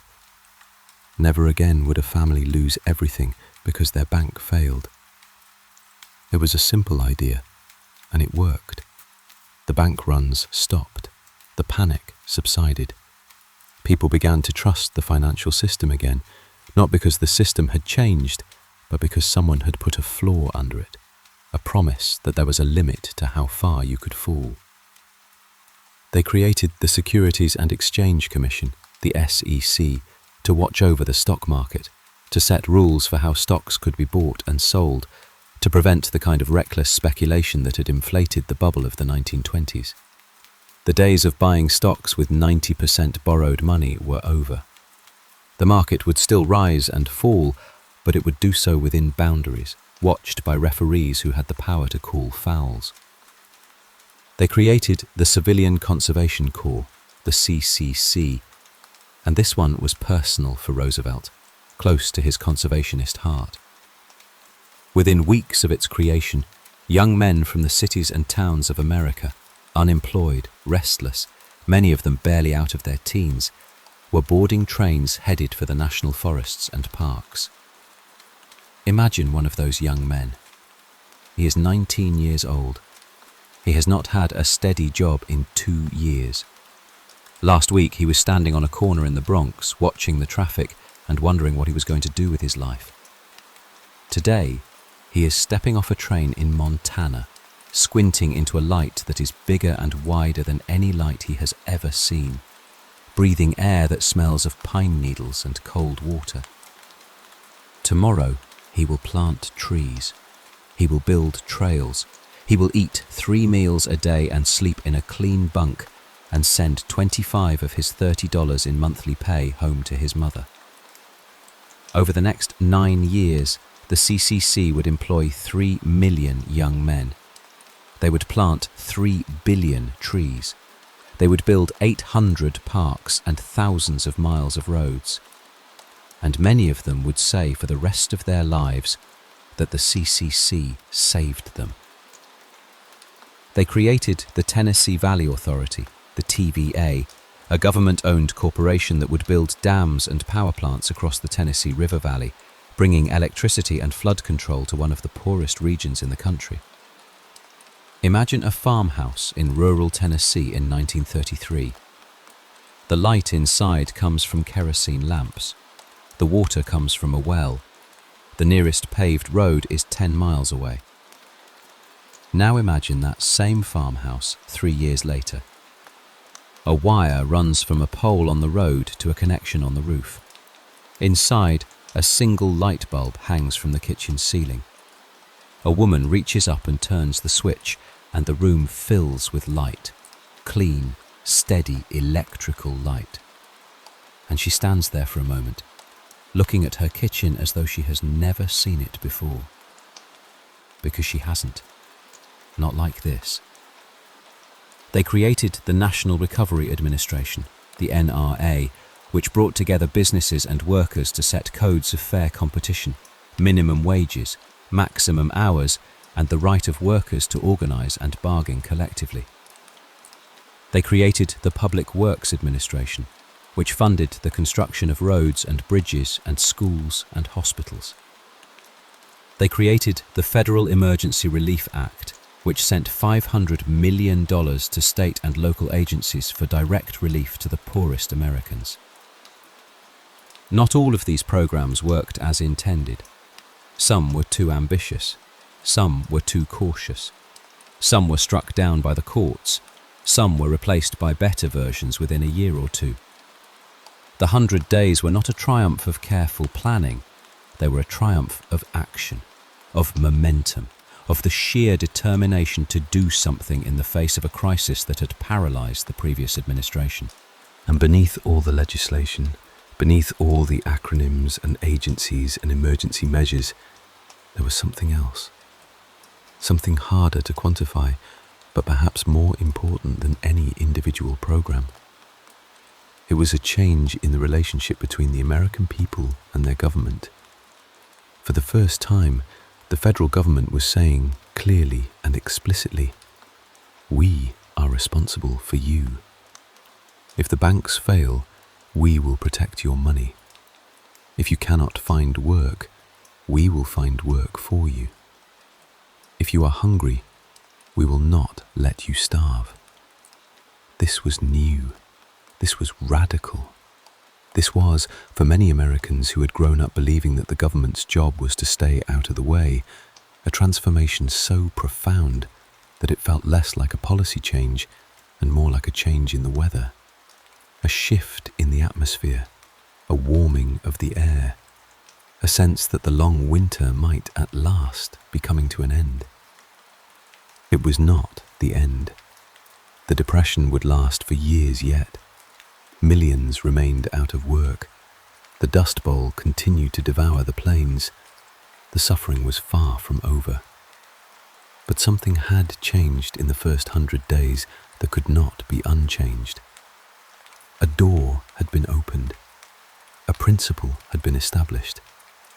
And the voice on the radio, calm, confident, reassuring, would return week after week, month after month, speaking to the country in the quiet hours of the evening, explaining what was being done and what remained to be done, and asking, always asking, for the one thing that no law could compel and no program could create: trust. The amber light of the radio dial glowed softly in the living room. The fire had burned down to embers.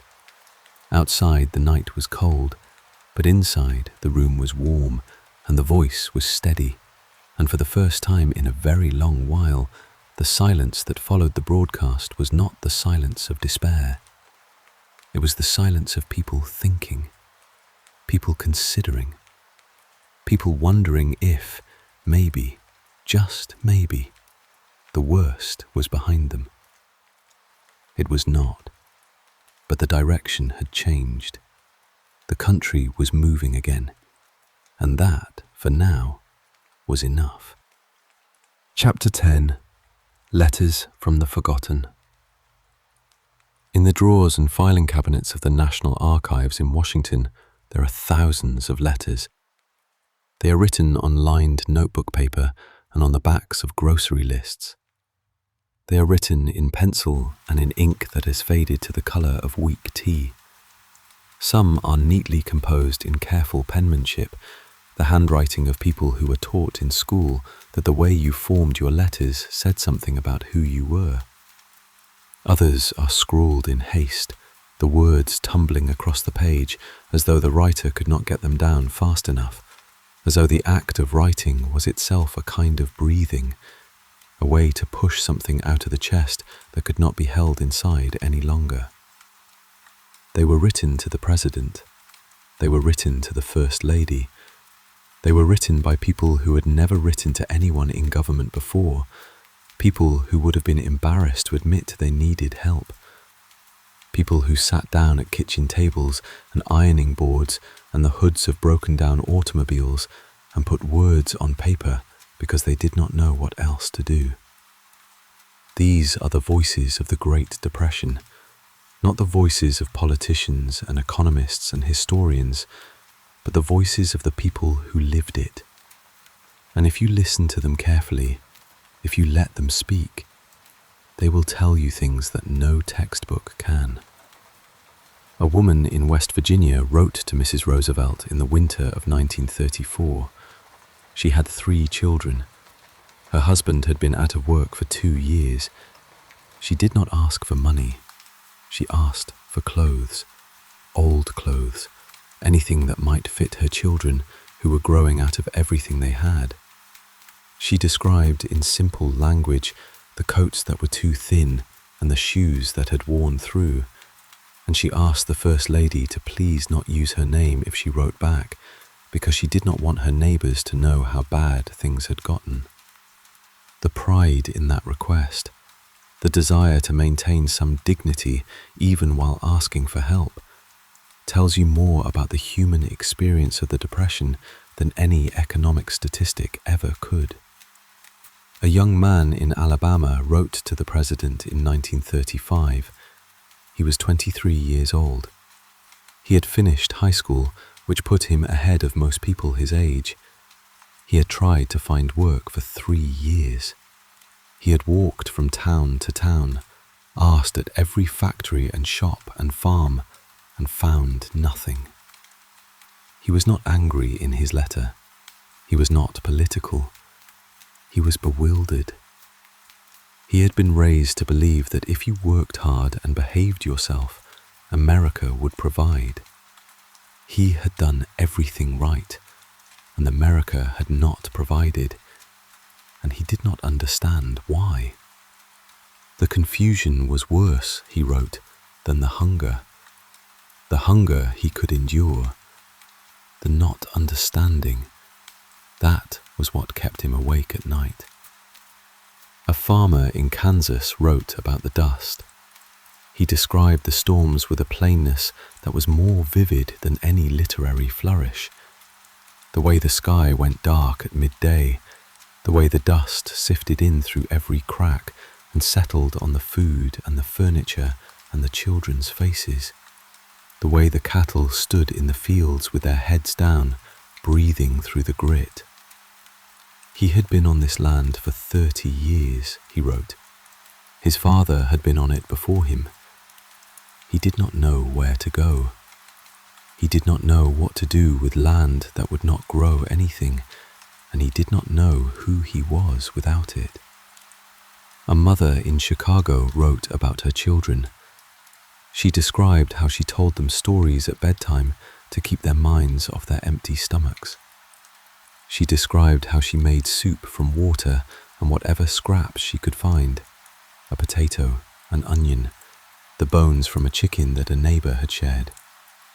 She described how her 7-year-old son had come home from school and asked her why his family was poor, and she had not known what to tell him, because she had been asking herself the same question for 2 years and had never found an answer that made sense.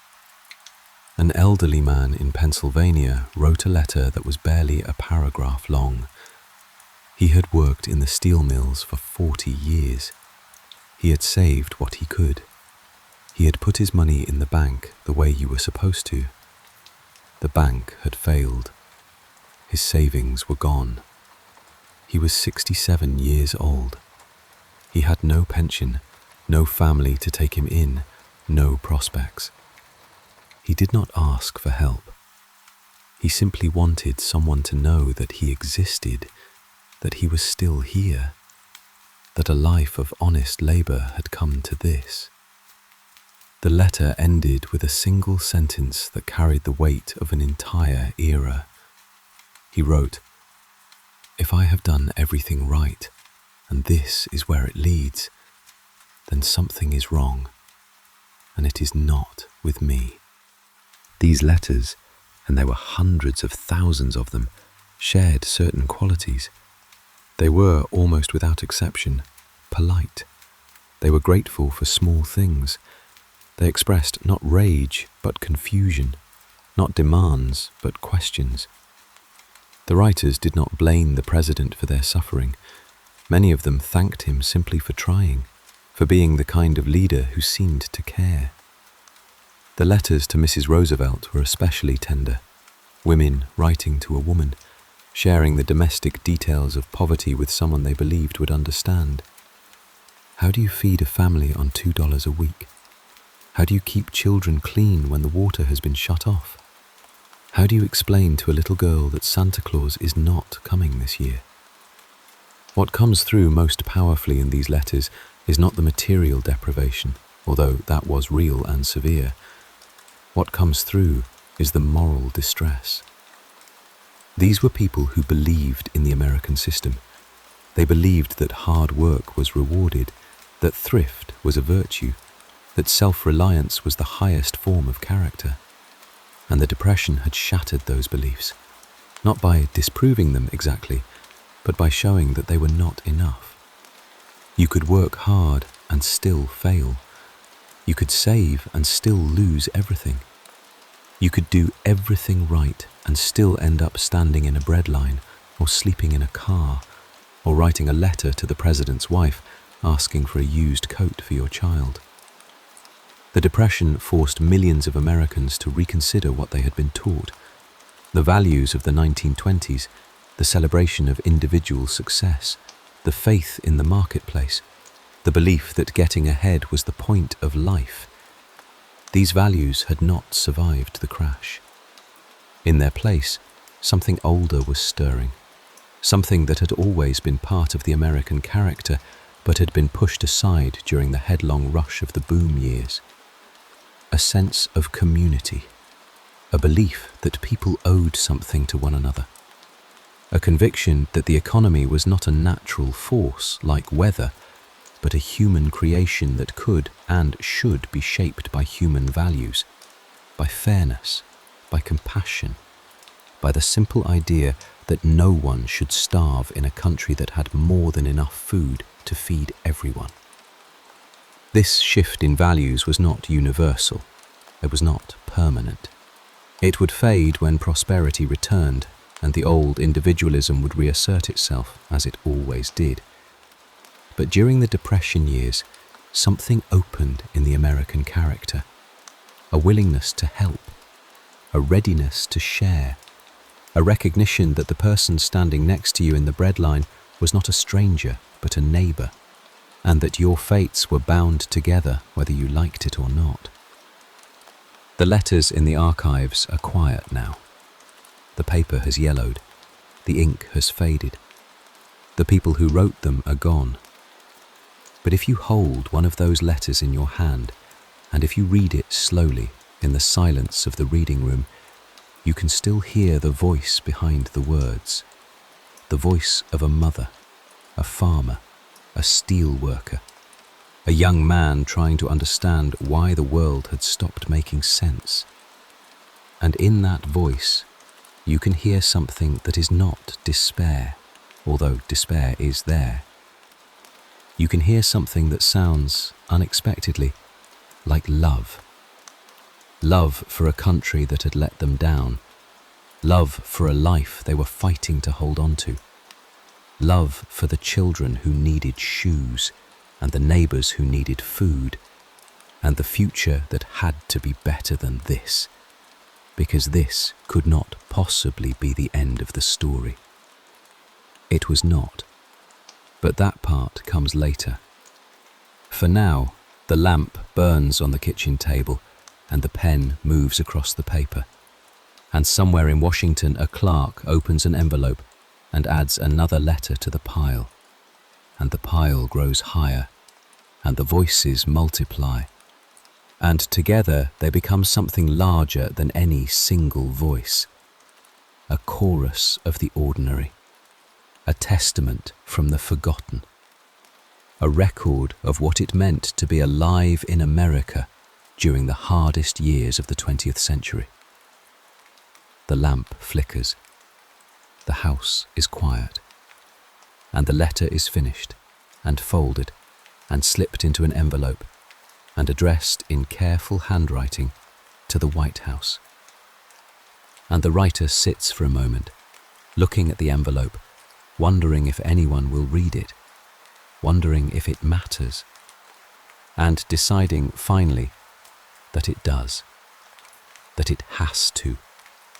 Because the act of writing, of putting your experience into words and sending those words out into the world, is itself a kind of faith, a belief that someone is listening, a belief that the story is not over. Chapter 11.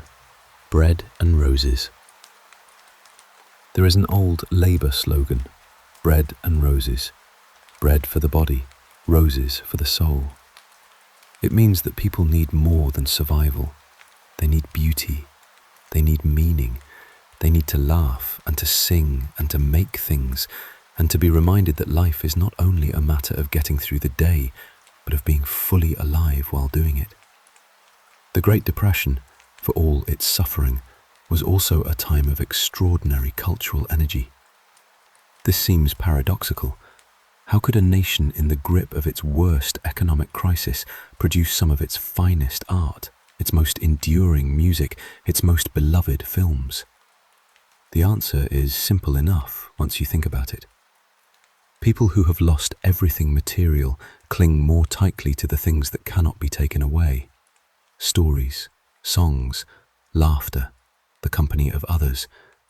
When the world outside is bleak, the world you create together in a room becomes more precious. The radio was the great companion of the Depression years. By the mid-1930s, nearly every American home had one, and in the evenings, families gathered around it the way earlier generations had gathered around a fire. The programs they listened to were a lifeline. Not just Roosevelt's fireside chats, but the comedians and variety shows and dramatic serials that filled the airwaves every evening. Jack Benny and George Burns made people laugh. The Lone Ranger and the Shadow carried listeners to worlds where justice always prevailed. The soap operas, named for the soap companies that sponsored them, unfolded their stories of glamour and intrigue in daily installments, offering a few minutes of escape from the kitchen table and the unpaid bills. And there was baseball. By the end of the decade, every major league team was broadcasting its games, and the voices of the announcers, warm, unhurried, describing the arc of a fly ball or the crack of a bat, became as familiar as the voices of family members. A man sitting on his porch on a summer evening, listening to a game, was not wealthy and he was not poor.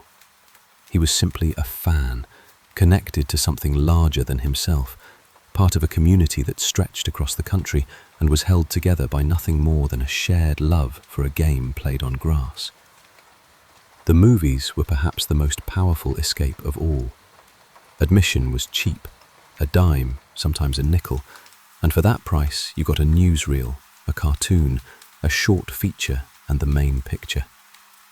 You sat in the dark with 100 other people, strangers who became, for 2 hours, your companions in another world. The Marx Brothers made you laugh until your sides ached. Fred Astaire and Ginger Rogers danced across gleaming floors in evening clothes, moving with a grace that made everything in the world seem weightable and light. Shirley Temple, a little girl with curls and dimples and an uncanny talent for singing, became the most popular star in the country. A child who represented, for millions of anxious parents, the innocence and hope that they were struggling to protect. But the movies of the Depression were not all escape. Some of them looked directly at the world and told the truth about it. Frank Capra made films about ordinary men fighting against corruption and indifference. Mr. Deeds Goes to Town, Mr. Smith Goes to Washington. Stories in which a single decent person could stand up against the powerful and win. Capra's films were sentimental, but their sentimentality was grounded in something real. The belief that community mattered more than wealth, that kindness was stronger than cynicism, that the little guy deserved a chance. Audiences did not watch these films as fairy tales. They watched them as confirmation of something they wanted desperately to believe. The most enduring film of the decade arrived in 1939, 2 of them, in fact. Gone with the Wind carried audiences back to another time of American catastrophe, the Civil War, and showed them a woman who survived it through sheer, stubborn refusal to be defeated.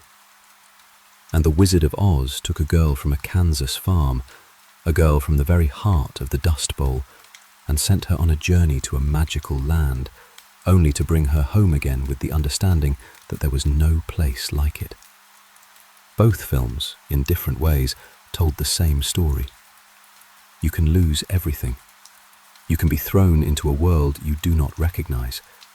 But if you hold on to who you are and where you come from, you will find your way back. Meanwhile, something remarkable was happening with the government's help.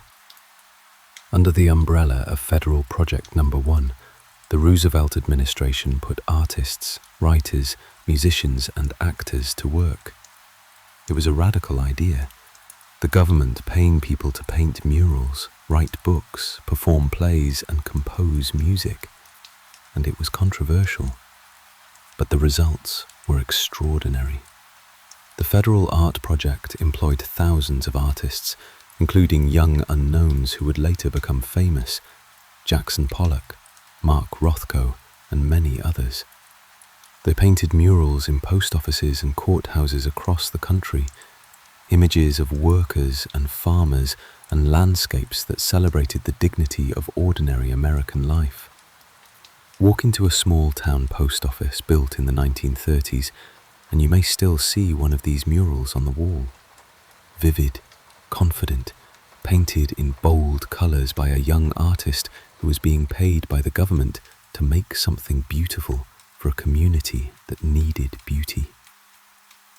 The Federal Theatre Project produced over 40 plays between 1935 and 1938, reaching audiences that had never seen live theatre.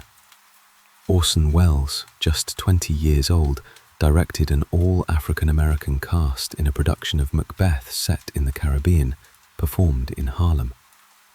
The play was a triumph, artistic, commercial, and social. It demonstrated that great art could come from anywhere, that talent did not respect the boundaries of race or class, and that the government could be a patron of the arts without controlling them. The Federal Writers' Project was perhaps the most prolific of all. It employed writers who would go on to become some of the most important voices in American literature: Ralph Ellison, Saul Bellow, Richard Wright, Nelson Algren. They compiled guidebooks to every state in the Union, works of local history and folklore that remain valuable to this day. But the project's most important achievement was the slave narratives, a collection of nearly 3,000 first-hand accounts from formerly enslaved people, recorded by federal workers who travelled through the South with notebooks and pens, sitting in kitchens and on front porches, listening to old men and women tell the stories of their lives. Collected between 1936 and 1938, these 17 volumes of testimony became one of the most important historical records in the Library of Congress. The Depression, in its strange way, had created the conditions for this work. The need for employment had put writers in the field, and the writers had preserved voices that might otherwise have been lost forever. And then there were the comics. In the depths of the Depression, two young men from Cleveland, Jerry Siegel and Joe Shuster, created a character who could not be hurt, who could not be defeated, who stood for truth and justice and the protection of the ordinary person against the powerful. They called him Superman. He appeared for the first time in 1938, wearing a cape and a costume and a shy smile, and he became, instantly and enduringly, a symbol of the idea that strength should be used not for personal gain, but for the good of others. It was a Depression-era idea. It was an idea born in a time when ordinary people felt powerless, and it gave them a hero who used his extraordinary power in exactly the way they wished someone would: to help. Bread and roses. The Depression gave people very little bread, but the roses, the music and the movies and the murals and the stories, these they had in abundance, not because times were easy, but because times were hard, and the human need for beauty and meaning and laughter does not diminish when circumstances darken. If anything, it grows stronger. The songs that people sang in the camps and the Hoovervilles, the movies they watched in the dark theatres, the murals they saw on the walls of their post offices, the stories they heard on the radio, these were not luxuries, they were necessities. They were the proof that even in the worst of times, the human spirit insists on making something: a song, a story, a picture on a wall that says, we are still here, we are still alive, and we are still capable of something beautiful. Chapter 12. The Works of Their Hands. There is something deeply satisfying about watching something being built, a wall going up brick by brick. a road unrolling across a landscape, a bridge reaching from one bank of a river toward the other, the steel girders stretching into empty air, and then, one day, meeting in the middle, joining, holding.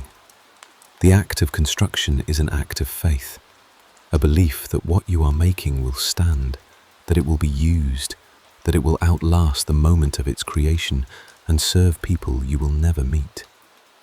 During the Great Depression, the United States built more public infrastructure than in any other period of its history, and the people who built it were, for the most part, the same people who had been standing in bread lines and sleeping in Hoovervilles and riding freight trains from town to town looking for work.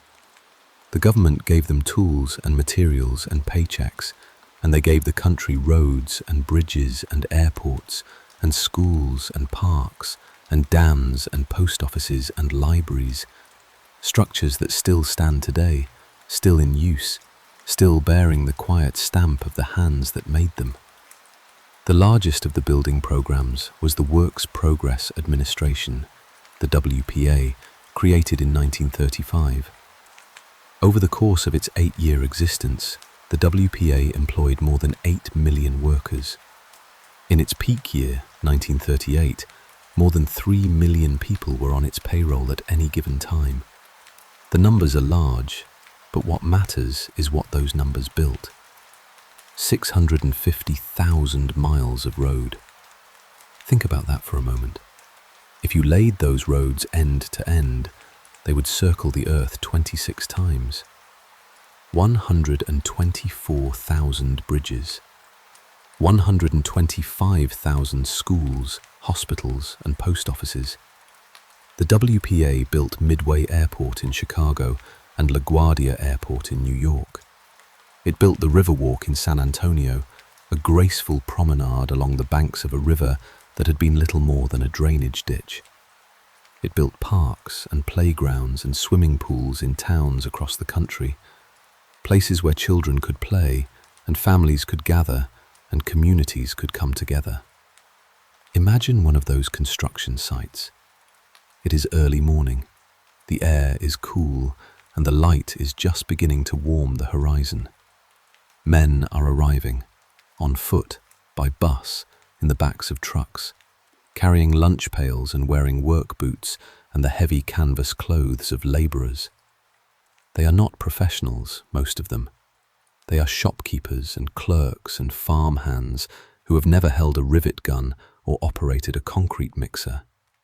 But they are learning, and as the sun climbs and the work begins, there is a sound that rises from the site, the rhythmic clang of hammers, the rumble of earth-moving equipment, the shouts of foremen and the answering calls of the men on the scaffolding. A sound that is, after years of silence and idleness, the sound of people being useful again. That word, useful, mattered enormously. Roosevelt and the architects of the New Deal understood something that the critics of government employment often missed. The point was not just to put money in people's pockets, although that was important.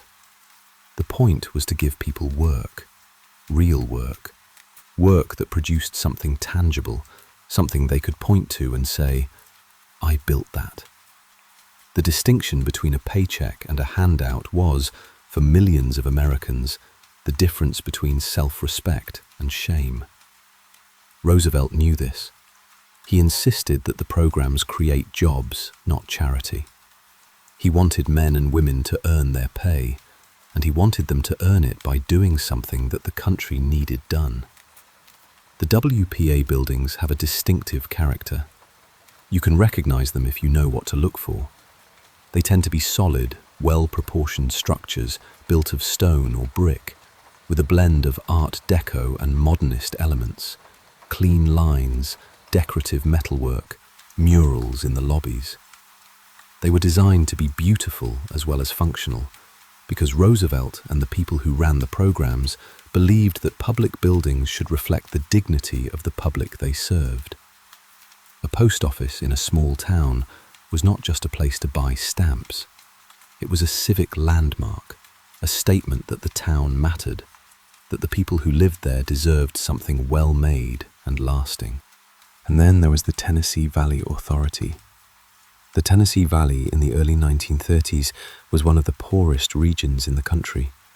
It stretched across parts of 7 states: Tennessee, Alabama, Mississippi, Kentucky, Virginia, North Carolina, and Georgia, and its people lived in conditions that would have been recognizable to their grandparents. Most homes had no electricity. The rivers flooded regularly, destroying crops and homes. Malaria was common. The land, over-farmed and over-grazed for generations, was eroding. It was, in many ways, a place that the modern world had passed by. The TVA was Roosevelt's most ambitious project, a government-owned corporation that would build dams and power plants along the Tennessee River and its tributaries, controlling floods, generating electricity, and transforming the economy of an entire region. It was controversial from the start. Critics called it socialism. Power companies fought it in the courts, but the dams went up. Norris Dam, Wheeler Dam, Pickwick Landing Dam, massive structures of concrete and steel that tamed rivers that had been wild since the continent was young. And then the electricity flowed. Imagine what that meant. Imagine a farmhouse where the only light after dark has always come from a kerosene lamp, a flickering, smoky flame that makes reading difficult and sewing nearly impossible, that fills the room with a faint petroleum smell and carries the constant low-level danger of fire. Now imagine a man from the TVA arriving at that farmhouse with a coil of wire and a bag of tools. He strings the wire from a pole on the road to a connection on the house. He installs a switch and a socket and a single bare light bulb in the kitchen ceiling. And then, standing in the doorway with the family gathered behind him, he flips the switch. The light comes on. It is steady. It is bright. It does not flicker. It does not smell. The room, the same room the family has lived in for years, looks different. The corners that were always in shadow are visible now. The colours of things, the curtains, the tablecloth, the child's drawings tacked to the wall are vivid in a way they have never been before. The woman of the house stands in the middle of her kitchen, looking around as though she has entered a new room, and perhaps she has. The light has not changed the room, it has changed what she can see. And in that moment, the moment of the switch being flipped, the moment of the light coming on, something that has been abstract and political and distant becomes real and personal and immediate. This is what the New Deal did. Not always, not perfectly, but in moments like this one, it changed the world one kitchen at a time. The Civilian Conservation Corps built its own legacy, a quieter one, measured in trees and trails rather than bridges and airports. The young men of the CCC planted 3 billion trees across the American landscape. They built fire roads and lookout towers. They stocked streams with fish and fought forest fires and carved hiking trails through wilderness areas that would later become some of the nation's most treasured parks. They lived in camps, rising before dawn, working in the open air, eating meals together in mess halls. Many of them had grown up in cities and had never seen a forest. The CCC gave them something they had not expected, a connection to the land, a sense of purpose, a daily life structured around physical labour and the satisfaction of watching something grow. Not everything the government built during the Depression was grand. Much of it was ordinary. Culverts and retaining walls and gravel roads and small-town water systems. But the ordinary infrastructure was, in its way, the most important. It connected communities. It made travel possible. It brought clean water and sanitation to places that had never had them. It was the unglamorous, indispensable work of civilization, the work that makes everything else possible. And it was done by millions of ordinary Americans who needed jobs, and who built, in the process, a country that was physically stronger and more connected than the one they had inherited. The things they built are still here. The roads have been repaved, the bridges reinforced, the buildings restored. But beneath the modern surfaces, the bones of the Depression-era construction remain. The concrete and steel and stone put in place by men and women who were out of work and out of hope, and who, when given a chance to build something, built it well. They built it to last. And it has. Drive through a small town in America today and you may pass a post office or a library or a park that was built by the WPA. The building may be 80 or 90 years old, but it stands straight and solid. Its lines still clean, its brickwork still true. And if you look closely, if you look at the cornerstone or the plaque by the door, you may find a small inscription that tells you when it was built and by whom. It was built during the Depression. It was built by people who had nothing, and they made it beautiful anyway. Because that is what people do when given the chance. They build. They make things. They leave something behind. And the things they leave behind are the proof. Quiet, enduring, made of stone, that even in the darkest times, the human instinct to create is stronger than the forces that seek to destroy. Chapter 13. Social Security. Imagine a man at the end of his working life. He is 65 years old. His hands are thick and scarred from decades of labour, in a mill, perhaps, or a mine, or on the loading docks of a city harbour. He has worked since he was 14. He has never taken a vacation. He has never had a pension. He has saved what he could, when he could, which was not very much, because the wages were always just enough to cover the rent and the food and the shoes the children kept outgrowing. Now the work is finished. His back aches, his knees are stiff. The foreman has told him, not unkindly, that there are younger men who can do the job faster. And so he stands outside the gate of the place where he has spent his life, holding his lunch pail, looking at the street, and he faces a question that has no good answer. What now? Before 1935, the answer for most American workers was stark. You worked until you could not work any longer, and then you hoped. Hoped that your children could take you in, hoped that the church would help, hoped that your body would hold out a little longer.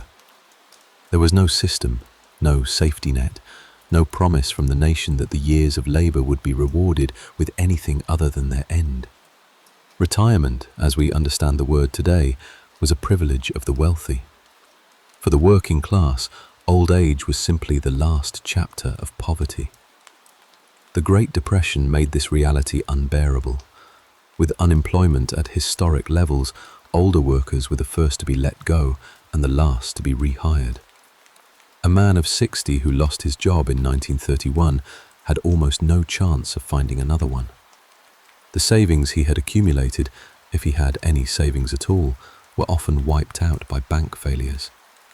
The family members who might have supported him were themselves struggling to survive. The churches and charities that had always served as the thin safety net of American life were overwhelmed. Elderly Americans were not just poor, many of them were destitute, living in conditions that would have shocked the country if the country had not been too absorbed in its own suffering to look. Roosevelt looked, and in 1935 he proposed the Social Security Act, a piece of legislation so ambitious in its scope and so simple in its premise that it would become, over time, the most popular and enduring program in American history. The premise was this: every worker would contribute a small portion of each paycheck to a national fund. Every employer would match that contribution. The money would be held by the government, and when a worker reached the age of 65, that worker would begin receiving monthly payments from the fund, a modest but reliable income that would continue for the rest of his or her life. It was not a fortune. It was not meant to be. It was meant to be a floor, a guarantee that no American who had worked a lifetime would be left with nothing. The idea was not entirely new. European countries, Germany, Britain, France, had established similar programs decades earlier. But in the United States, the concept of the government providing for citizens in old age was revolutionary. It ran against the deepest currents of American individualism, the belief that every person was responsible for his or her own fate, that dependence on the government was a moral weakness. Roosevelt understood these objections. He had grown up in a world that held them sacred. But he also understood something that the Depression had made impossible to ignore. The old system was broken. Individual effort was not enough. Voluntary charity was not enough. The scale of the suffering demanded a response that only the national government could provide. The politics of getting the bill through Congress were delicate. Southern Democrats, who held enormous power in both chambers, insisted on certain exclusions. Domestic workers and agricultural laborers, the two largest categories of employment for African Americans in the South, were left out of the program. The reasons given were administrative. It would be too difficult, the argument went, to collect payroll taxes from households and small farms.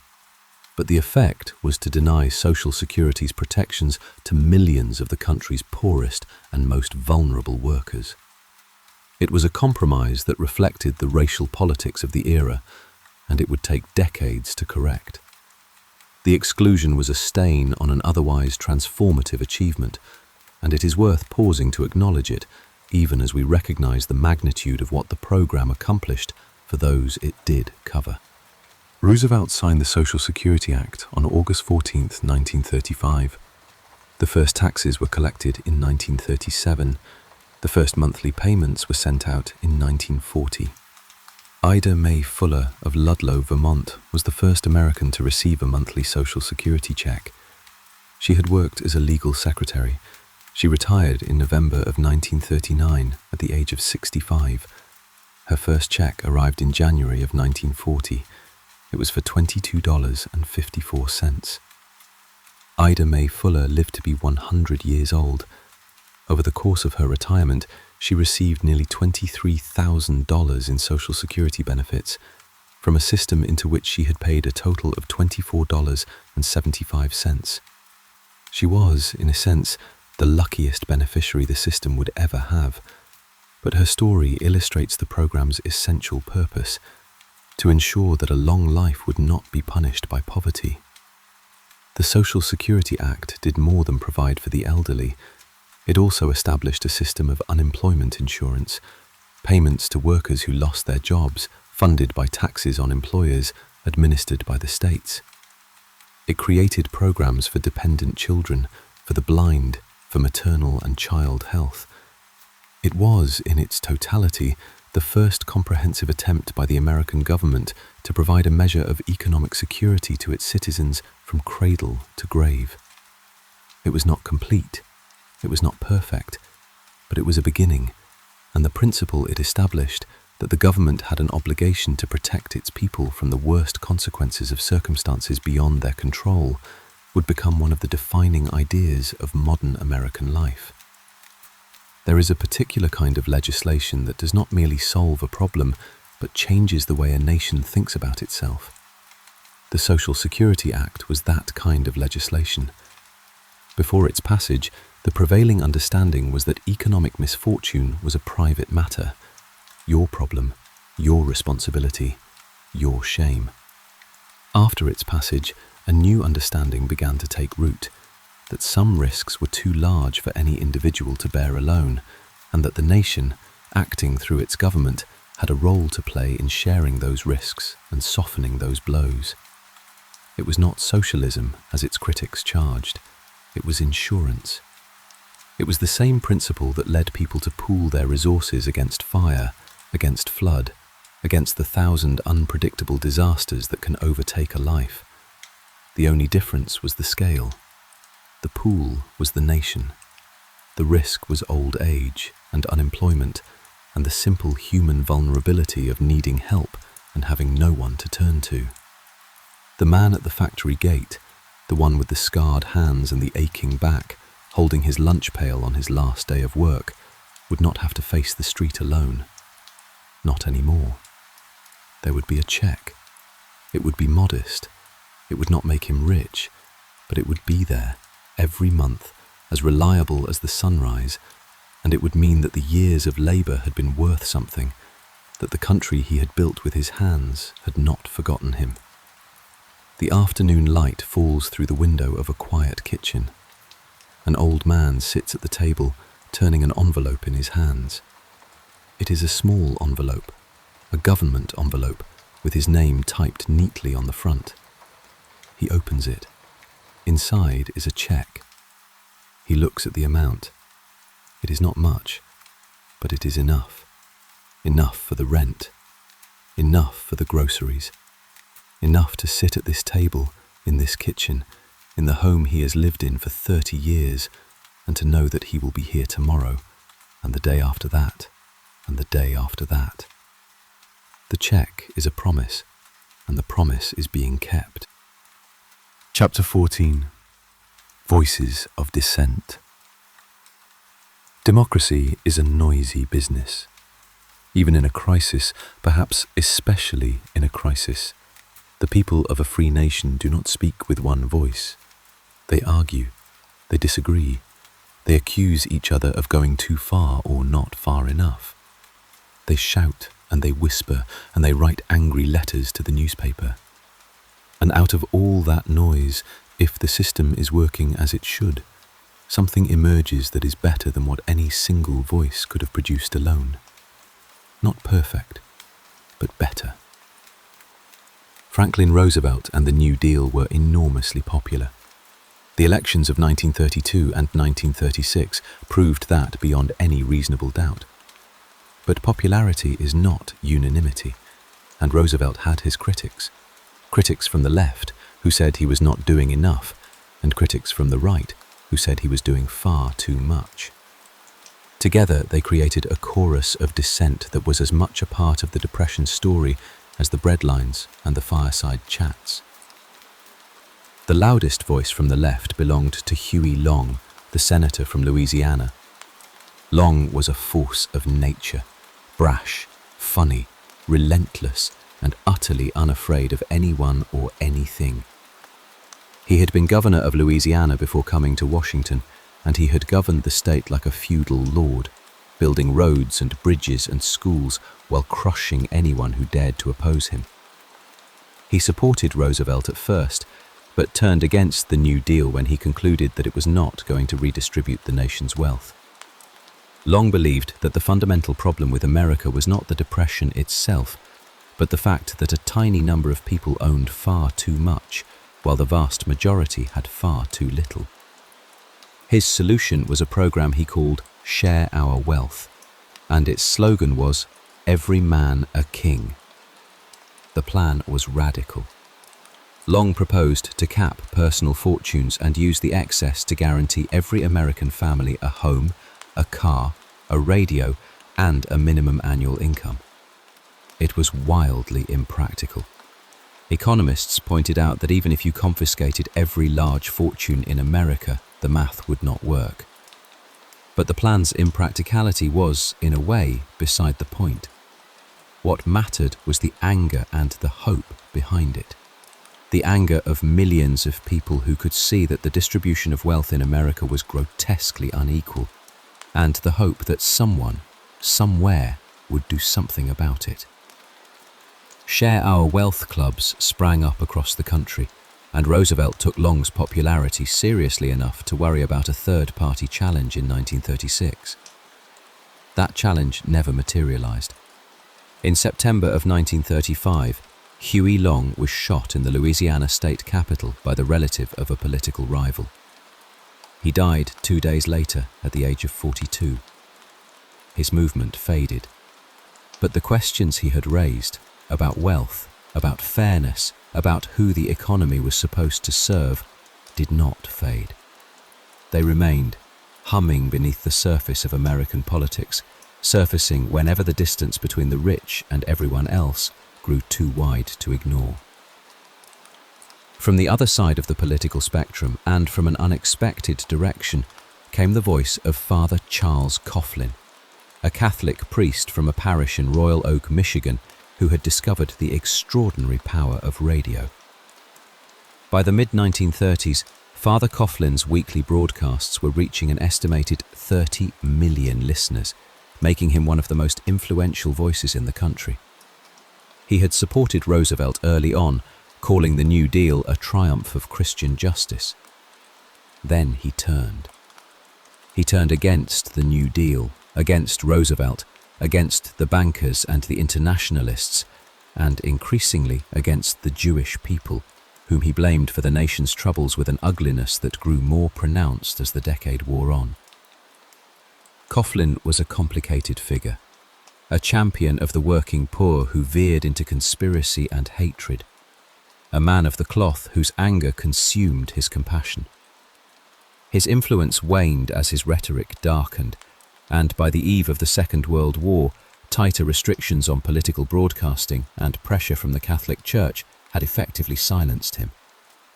But at his peak, he demonstrated something important and unsettling about democracy in the age of mass media: that a single voice, amplified to reach millions, could channel the anxieties of ordinary people into something destructive as easily as it could channel them into something constructive. The same technology that carried Roosevelt's calming reassurance into American homes also carried Coughlin's rage. The critics from the right were less colourful but no less determined. Herbert Hoover, from his retirement, continued to argue that the New Deal was destroying the free enterprise system and creating a dangerous dependency on government. Business leaders denounced Roosevelt as a traitor to his class. The American Liberty League, founded by a group of wealthy industrialists and conservative Democrats, campaigned against what it saw as the administration's reckless expansion of federal power. William Randolph Hearst, the newspaper magnate who had once supported Roosevelt, turned against him when the New Deal began to raise taxes on the wealthy and on inheritances. Roosevelt was not troubled by the opposition of the rich. In fact, he seemed to relish it. At a campaign rally in 1936, he spoke directly about the forces arrayed against him: the business interests, the financial powers, the organized wealth of the nation. "They are unanimous in their hatred for me," he told the crowd. And then, with the timing of a born performer, he added, "And I welcome their hatred." The crowd roared. It was one of the most memorable lines of his presidency, and it captured something essential about the dynamic of the era. A president who had positioned himself as the champion of the ordinary American against the powerful, and who was willing to wear the enmity of the powerful as a badge of honor. But the most consequential battle of Roosevelt's second term was not with Long or Coughlin or the Liberty League. It was with the Supreme Court. The court, dominated by conservative justices appointed by Republican presidents, had been striking down key pieces of New Deal legislation. The National Industrial Recovery Act, the Agricultural Adjustment Act, laws regulating coal and establishing minimum wages for women and children. One by one, the court had declared them unconstitutional. Roosevelt watched the dismantling of his program with growing alarm. If the court continued on this course, the entire New Deal might be undone by 5 men in black robes. His solution was audacious. For every justice over the age of 70, Roosevelt proposed, the president should be allowed to appoint an additional justice, up to 6 new seats on the court. The plan would have given Roosevelt an instant, overwhelming majority. He presented it in a fireside chat, arguing that the Constitution and the welfare of the nation needed to be protected from judges who were out of touch with the modern world. It was a step too far. The American public, which had supported Roosevelt through nearly every battle of his presidency, balked at this one. The court-packing plan, as the newspapers called it, struck people as an overreach, an attempt to bend one branch of government to the will of another, to undermine the balance of power that the founders had built into the Constitution. Roosevelt's own vice president, John Nance Garner, opposed the plan. The Senate killed it, and Roosevelt, for the first time in his presidency, suffered a clear, public, unambiguous defeat. The irony is that Roosevelt lost the battle but won the war. In the years that followed, the court's membership changed through natural attrition, retirements and deaths, and Roosevelt appointed 8 justices over the course of his presidency. The New Deal was ultimately upheld, but the court-packing episode had cost Roosevelt something that could not be easily recovered: a measure of the public trust. It had revealed that even the most popular president, the most beloved leader, could overreach. And it had demonstrated, in a way that no civics textbook could, that the system of checks and balances was not merely a theory. It was alive, and it worked, and it pushed back when pushed too hard. The voices of dissent, Long and Coughlin and Hoover and the Liberty League, the Supreme Court and the rebellious senators of Roosevelt's own party, were not incidental to the story of the Depression. They were part of it. They were the proof that even in the worst of times, even when the temptation to surrender all authority to a single, strong leader was at its most powerful, the American system maintained its essential character. It argued with itself. It resisted concentration of power. It protected the right to disagree. It was messy and contentious and sometimes ugly, and it was, for all of that, exactly what democracy is supposed to be. The radio carried all these voices: Roosevelt's calm confidence, Long's populist thunder, Coughlin's bitter denunciations, the measured dissents of senators and judges and newspaper editors. And the people listened, and they formed their own opinions, and they voted, and the Republic endured. Not because everyone agreed, because they did not. Chapter 15: The Roosevelt Recession. By the spring of 1937, it seemed as though the worst might finally be over. 4 years of the New Deal had produced real, measurable progress. Unemployment, which had peaked at 25% in 1933, had fallen to about 14%. Industrial production had climbed back to its 1929 levels. The stock market, which had bottomed out at 41 points in 1932, had recovered steadily throughout Roosevelt's first term. The breadlines were shorter. The Hoovervilles were shrinking. The country was still far from well, but it was convalescent, and the direction was clear. Things were getting better. And then, suddenly, they were not. In the autumn of 1937, the economy stumbled. It did not crash, not the way it had in 1929, not with the dramatic violence of Black Tuesday.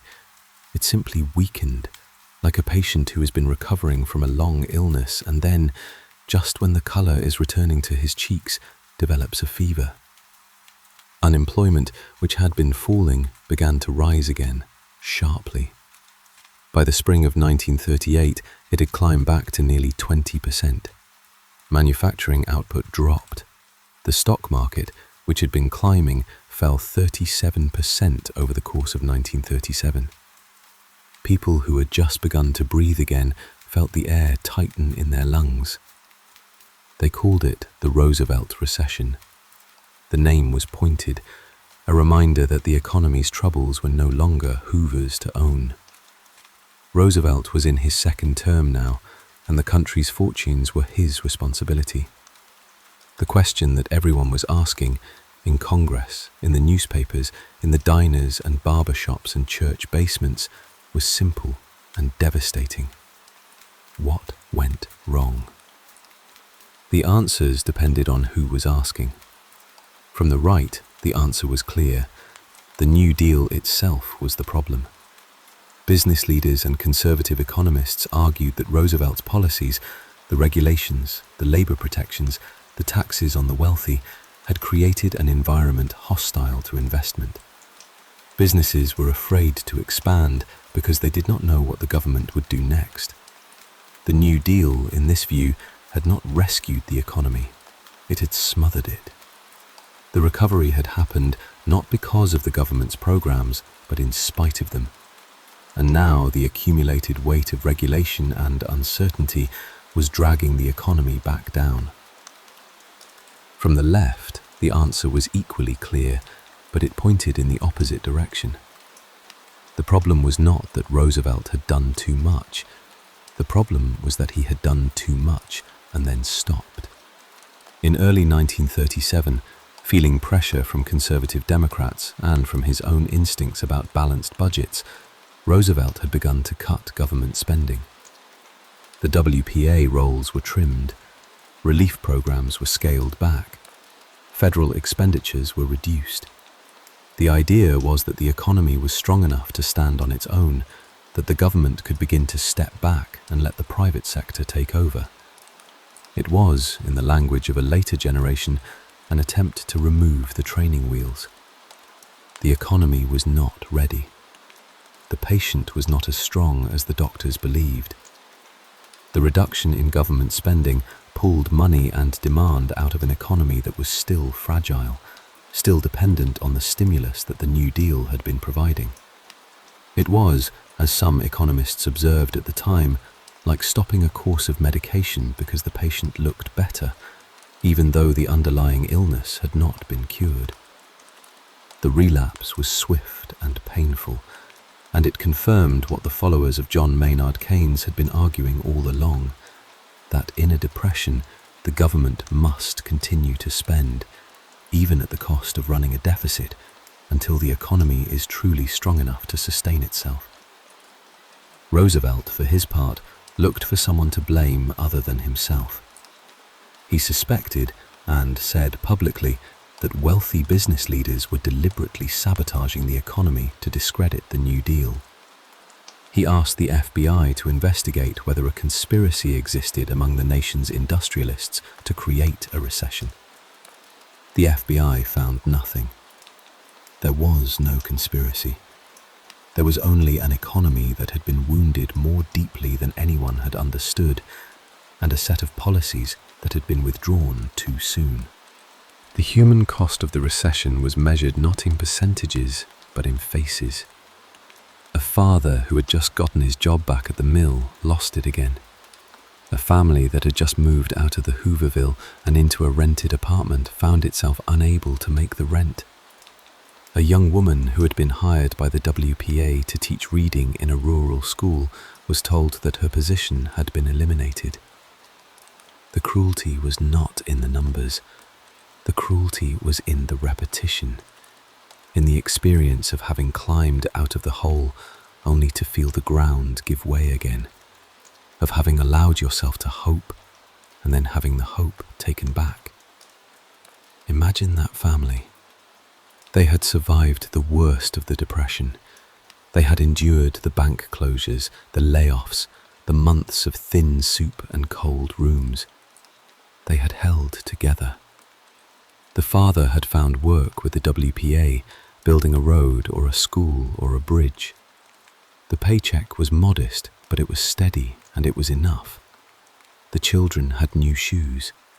The mother had stopped lying awake at night, listening to the wind and doing arithmetic in her head. They were not prosperous.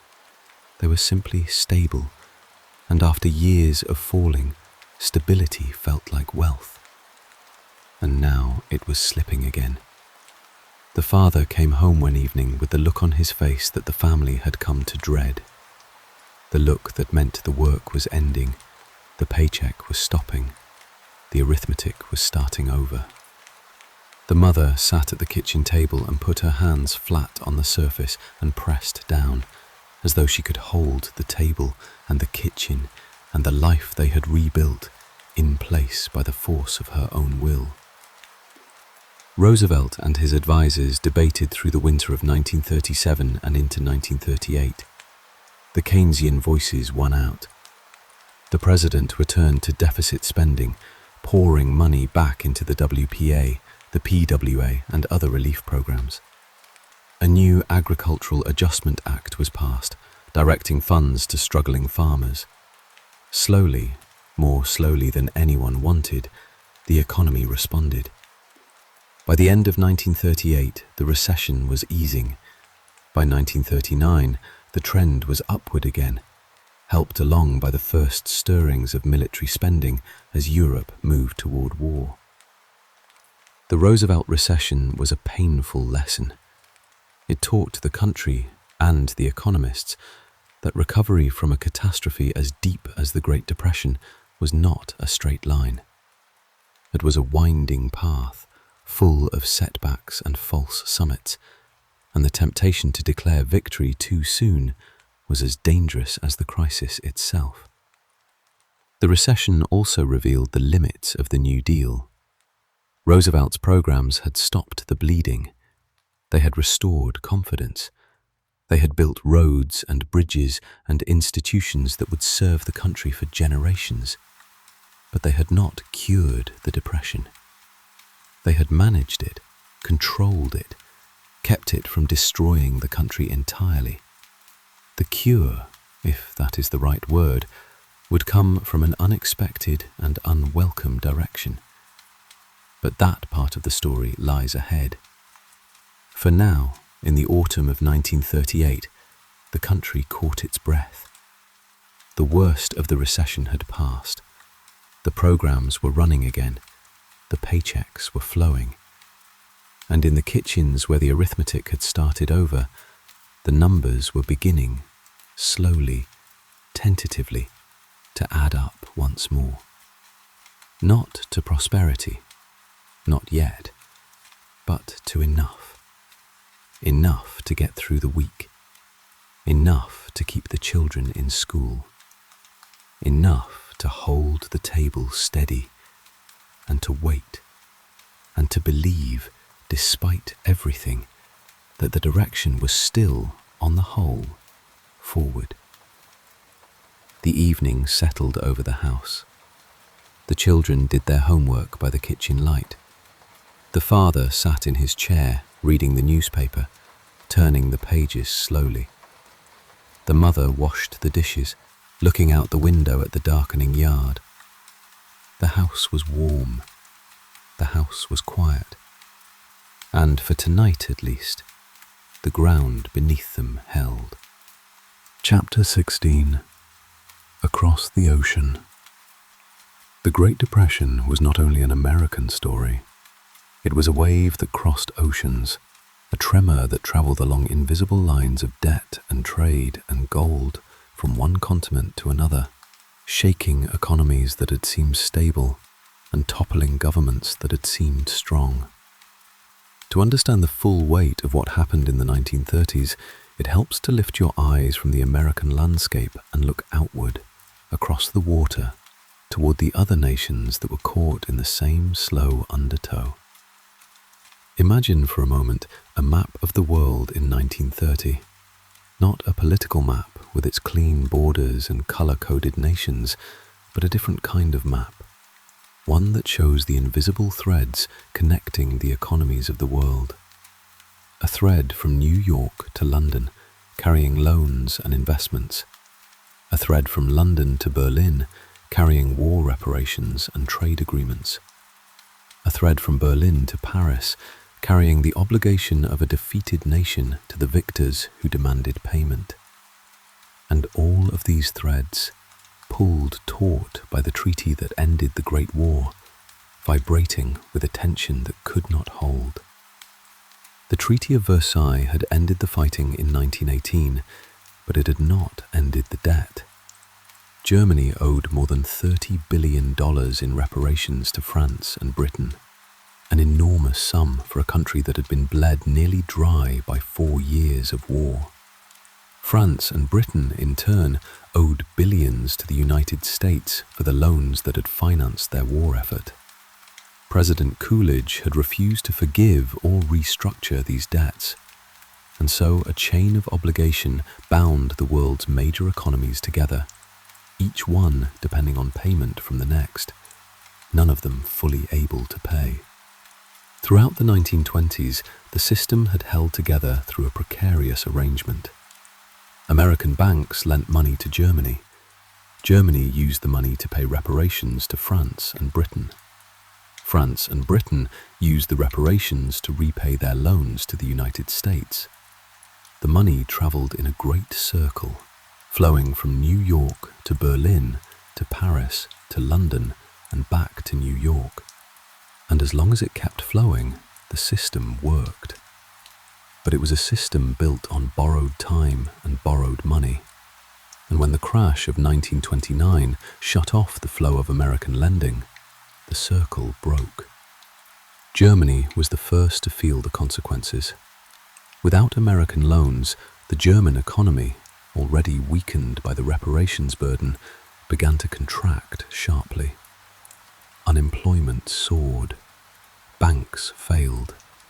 The middle class, which had already been devastated by the hyperinflation of 1923, watched its savings disappear for the second time in a decade. The Weimar Republic, the fragile democracy that had governed Germany since the end of the war, began to crack under the pressure. And in the spaces that opened up, in the anger, the humiliation, the desperate search for someone to blame, something dark was growing. A political movement that promised order and strength and national renewal. A leader who spoke with absolute certainty about who was responsible for Germany's suffering and what must be done about it. By January of 1933, the same month that Franklin Roosevelt was preparing to take office in Washington, Adolf Hitler became the Chancellor of Germany. Within a year, Germany had full employment. The factories were running again, but they were making weapons. The Depression struck Britain differently, but no less painfully. Britain had never fully recovered from the Great War. Its industrial heartland, the coal mines of Wales, the shipyards of the northeast, the textile mills of Lancashire, had been in decline for years. The crash accelerated that decline. Unemployment in some industrial regions exceeded 30%. The government, committed to the gold standard and to balanced budgets, pursued policies of austerity that deepened the suffering. It was not until 1937, when Britain began to rearm in response to the growing threat from Germany, that the economy began to recover. France held out longer than most. Its economy was more agricultural, less dependent on international trade, and the effects of the crash arrived later. But when they arrived, they were severe. Industrial production fell sharply. Political instability grew. Governments rose and fell in rapid succession. France would not return to its 1929 level of industrial production until the mid-1950s. A quarter century of stagnation that left deep scars on the national psyche. The gold standard, that ancient agreement among nations to peg their currencies to a fixed quantity of gold, acted as a kind of transmission belt for the crisis. When one country's economy contracted, it was forced to raise interest rates to protect its gold reserves, which contracted the economy further. The gold standard turned a series of national problems into a single global catastrophe, binding countries together in a downward spiral from which none of them could escape alone. One by one, throughout the early 1930s, nations began to abandon the gold standard. Britain in 1931, the United States in 1933, and in most cases, the act of cutting loose from gold was the first step toward recovery. Trade, too, was strangled. In 1930, the United States passed the Smoot-Hawley tariff, raising taxes on imported goods to their highest levels in a century. The intention was to protect American industries and farmers from foreign competition. The effect was to provoke retaliatory tariffs from other nations, choking off the flow of goods across borders. World trade fell by more than 60% between 1929 and 1934. The nations of the world, each one trying to protect itself, had collectively made the crisis worse. It was a lesson in the dangers of economic nationalism, a lesson that would be remembered for a while after the war. Imagine on a quiet evening, tuning a shortwave radio. The dial moves slowly, and the static crackles, and voices emerge from the hiss. A newsreader in London speaking in clipped tones about unemployment figures. A broadcaster in Berlin, his voice rising with an intensity that needs no translation. A woman singing in French, her voice low and melancholy, drifting across the airwaves from a studio in Paris. The voices blend and separate and fade, and you are reminded that the depression is not a line on a graph or a chapter in a history book. It is a sound. It is the sound of an entire world struggling to find its footing, to understand what has happened, to imagine what comes next. What came next, of course, was war. But that lay in the future, still a few years distant, still avoidable, or so many people believed. For now, in the mid-1930s, the world was suspended between one catastrophe and another, between the economic collapse that had already happened and the military catastrophe that was gathering on the horizon. The factories in Germany were humming again, but they were humming with a purpose that would soon become terrible. The democracies of the West were struggling to recover, too absorbed in their own problems to pay sufficient attention to the darkening sky in the east. The shortwave radio crackled. The voices came and went. And the listener, sitting in an American living room or a British kitchen or a French cafe, turned the dial and listened, and wondered, and tried not to be afraid of what was coming, even though the signals, if you listened carefully enough, were unmistakable. The world was turning.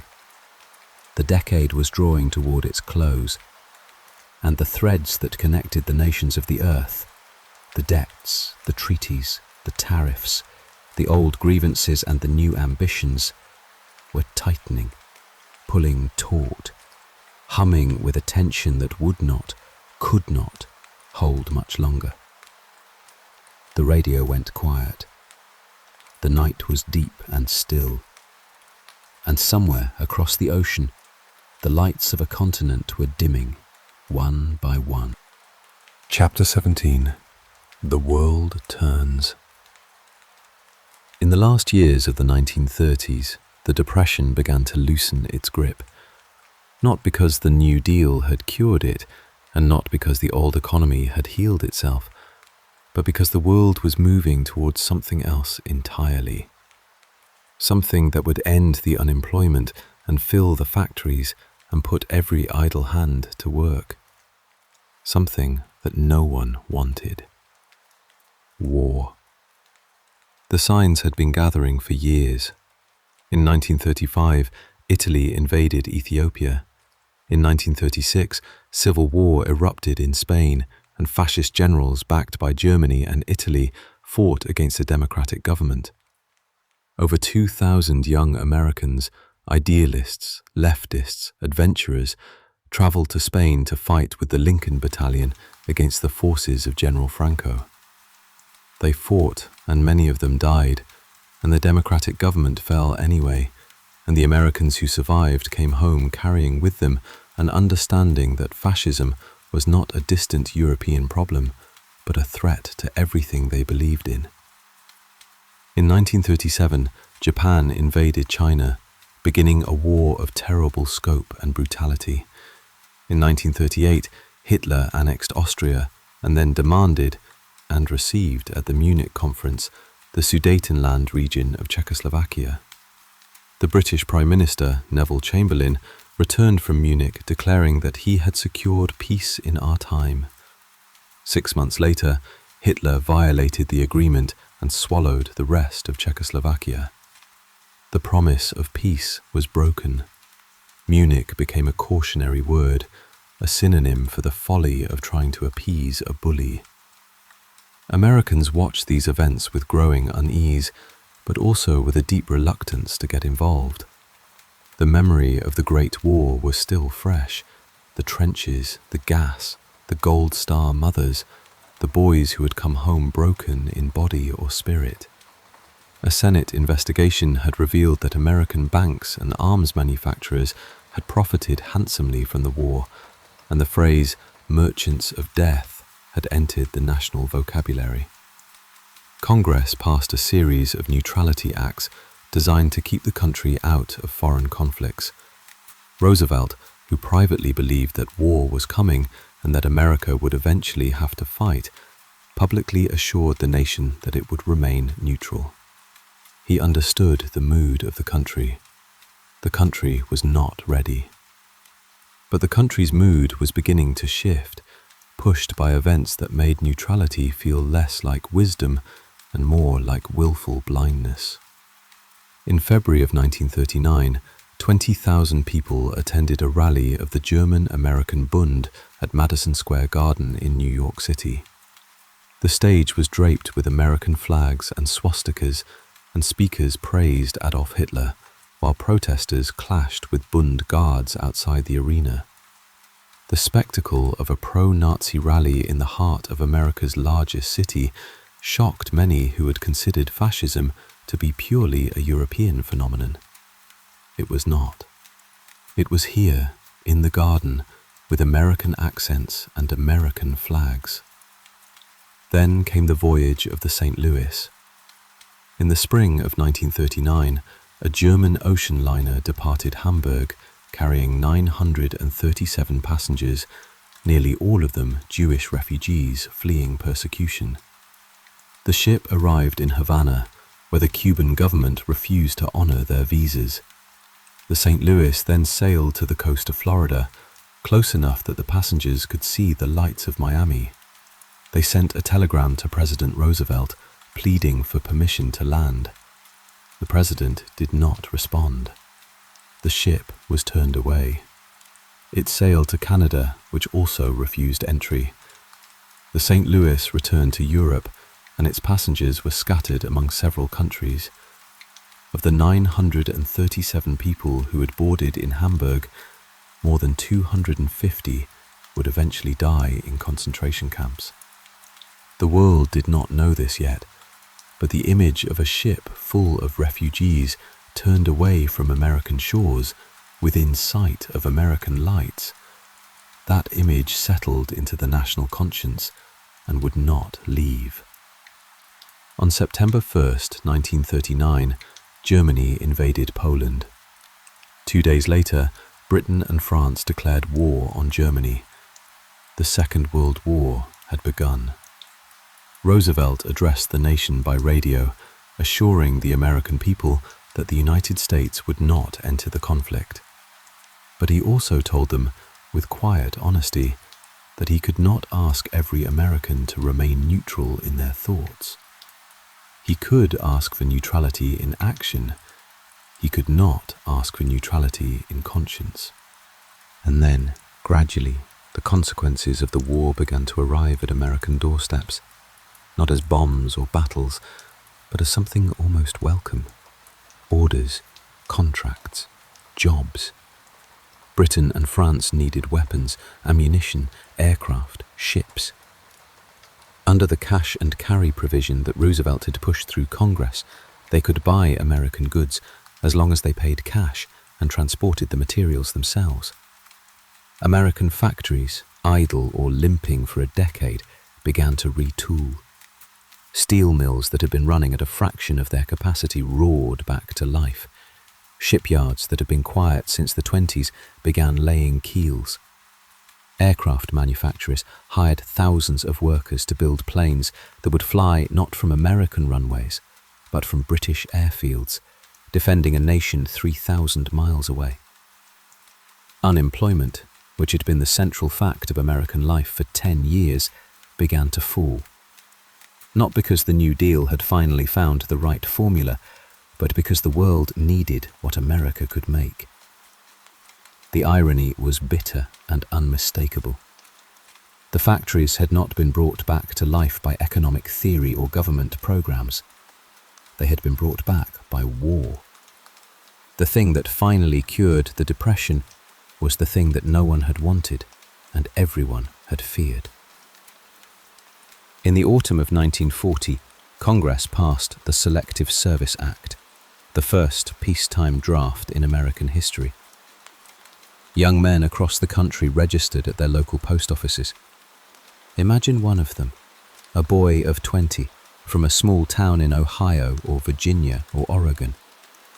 He stands at the counter, fills out a form, gives his name and address and date of birth, and hands it to the clerk. The clerk stamps it and files it away. The boy walks outside into the autumn light. The trees are turning colour. A car drives past on the main street. Somewhere, a dog barks. He stands there for a moment, looking at the town he has always known, and he feels something he has not felt before. Not fear, exactly, and not excitement, but an awareness that the world is larger than this town, and that it is calling him, and that soon he will have to answer. By the end of 1940, unemployment in the United States had dropped to its lowest point since the Depression began. The New Deal had not ended the Depression. The approaching war had. And the men and women who had spent the last decade looking for work, standing in bread lines, riding freight trains from town to town, many of them were now working overtime, 6 days a week, building the machines that would carry a new generation across the ocean to fight another war. It was not the ending anyone had wanted, but it was an ending.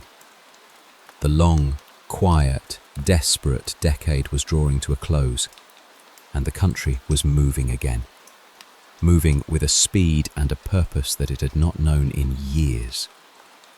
The factories hummed, the shipyards clanged, and in the living rooms where the radios still played, where Roosevelt's voice still came through on Sunday evenings, calm and steady and sure, the mood was different now. The fear of the Depression was fading. A new fear was taking its place. But with the new fear came something the Depression had stolen. A sense of purpose. A sense that the country was needed, that its strength mattered, that there was something to build and fight for beyond the simple survival of one more day. The light shifted. The seasons turned. And the decade that had begun with a crash ended with the sound of engines.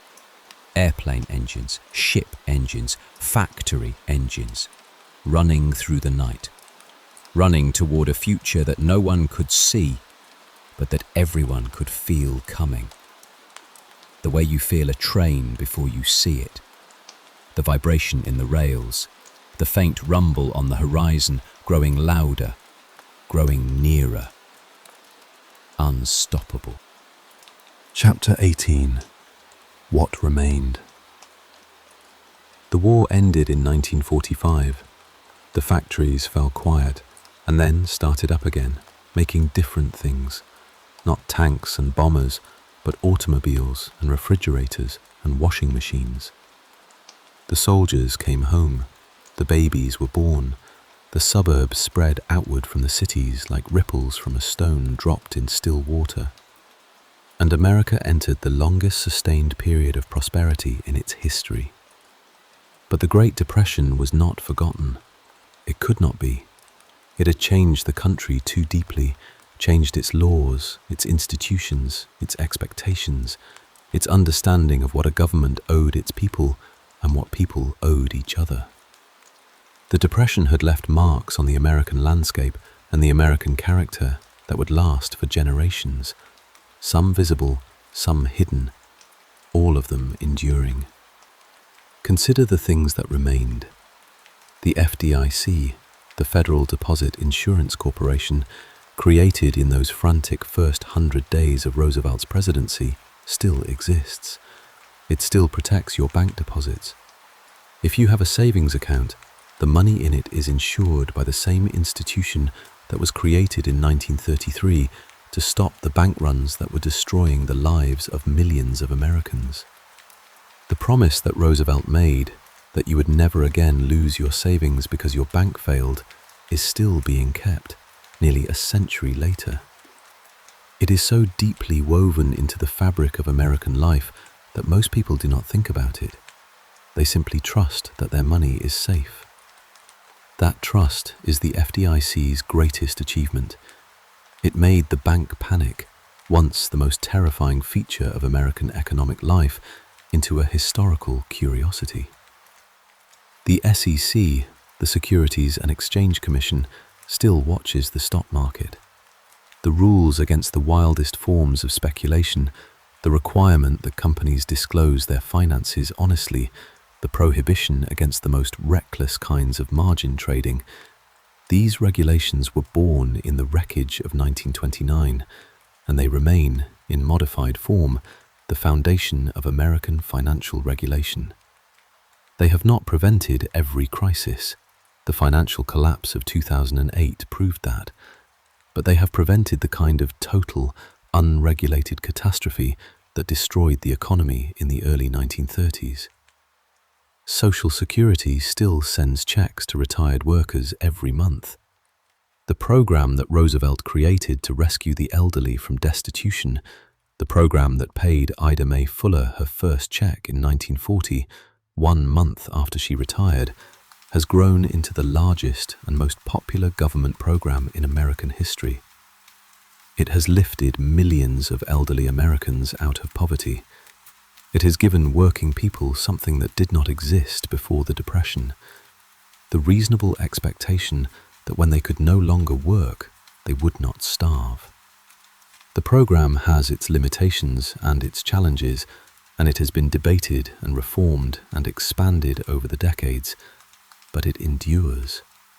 It endures because the need it addresses is permanent, and because the country decided, during the worst years of the 20th century, that some needs are too fundamental to be left to chance.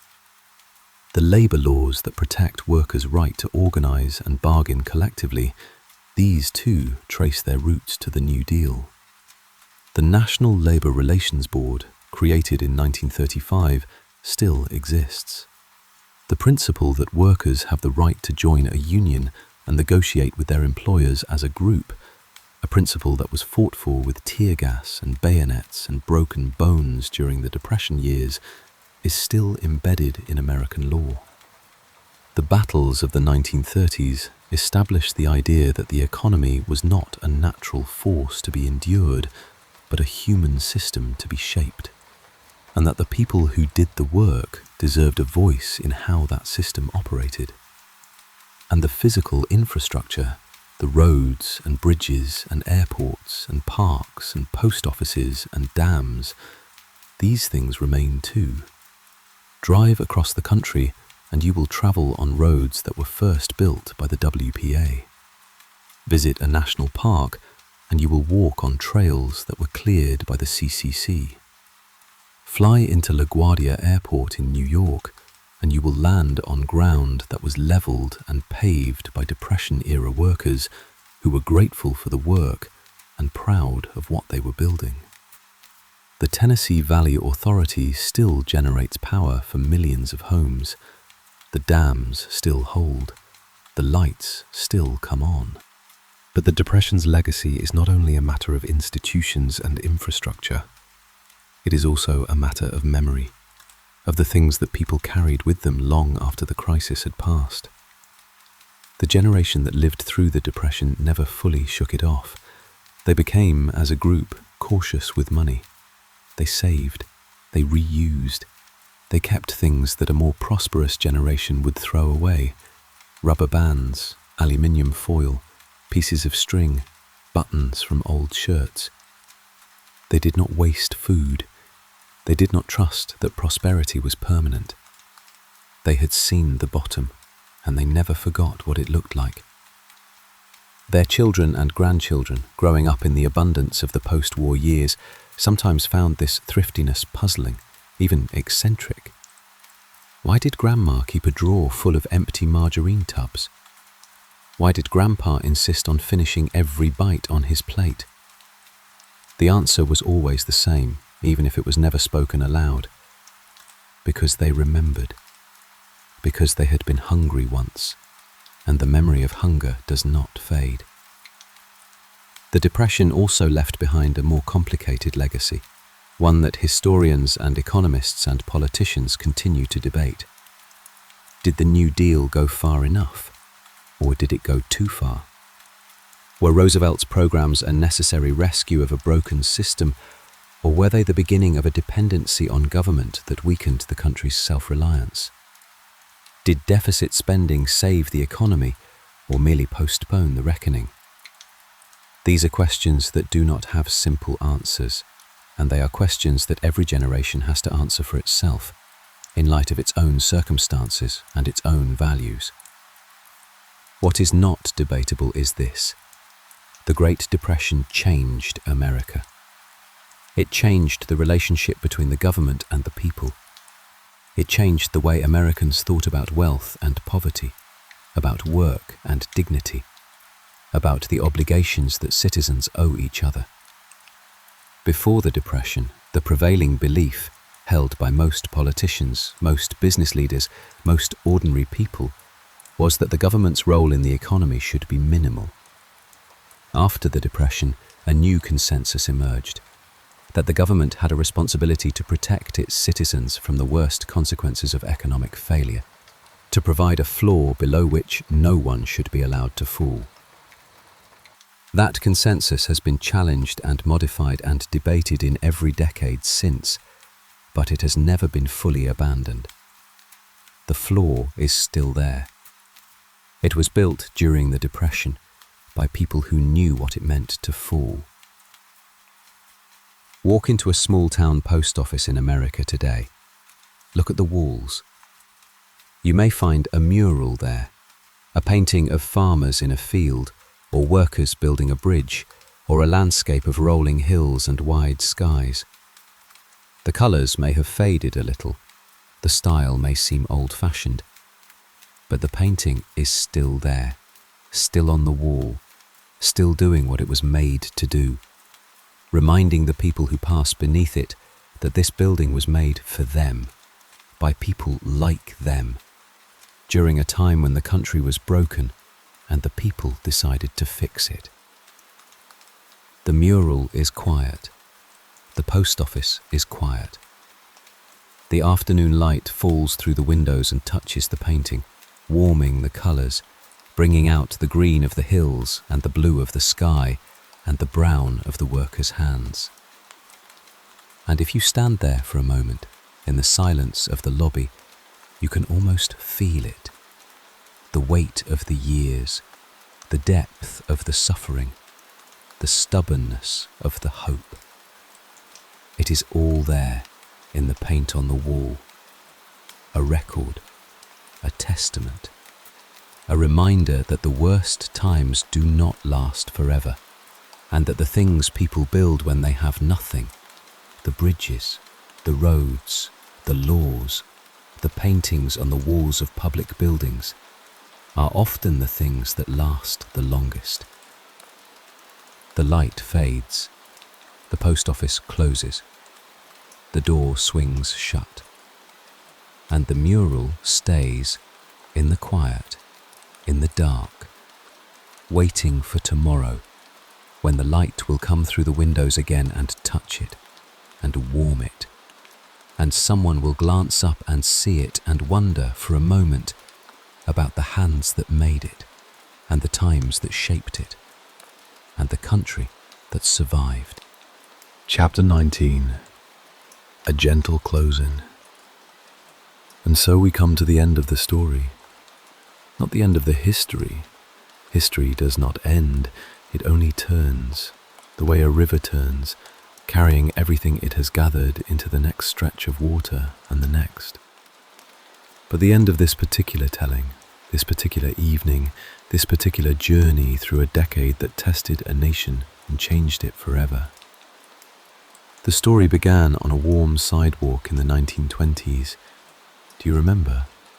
The smell of bread from the corner bakery, the sound of a radio playing through an open window, the small, steady dreams of ordinary people. A house, a car, a shop with your name above the door. The world felt solid then. The future felt as dependable as the concrete beneath your feet. And then the ground shifted. The numbers fell. The banks closed. The factories went dark. The bread lines formed. The dust rose from the plains and blotted out the sun, and the people, the farmers and the tailors and the steel workers, the mothers and the fathers, the young men with no work and the old men with no savings, they endured it. They endured it with a patience and a stubbornness and a quiet, persistent dignity that deserves to be remembered long after the economic statistics have faded into footnotes. They wrote letters to the president, asking for coats for their children. They built shelters from packing crates and kept them clean and hung curtains in the doorways. They planted gardens in vacant lots and shared what they grew. They stood in lines for soup and they said grace before they ate it. They sang songs around campfires at the edge of cities, and they listened to the radio in the evenings, and they went to the movies on Saturday afternoons and forgot their troubles for an hour in the dark. They joined unions and marched for their rights and built bridges and planted trees and painted murals on the walls of post offices. They did not give up. They did not give in. They held on to each other and to the small, fierce belief that things would get better. And in time, things did. Not because of any single program or any single leader or any single idea. Things got better because the country, having been brought to its knees, chose to stand up again. Slowly, unsteadily, one hand reaching for the next handhold, one foot placed in front of the other. It was not graceful.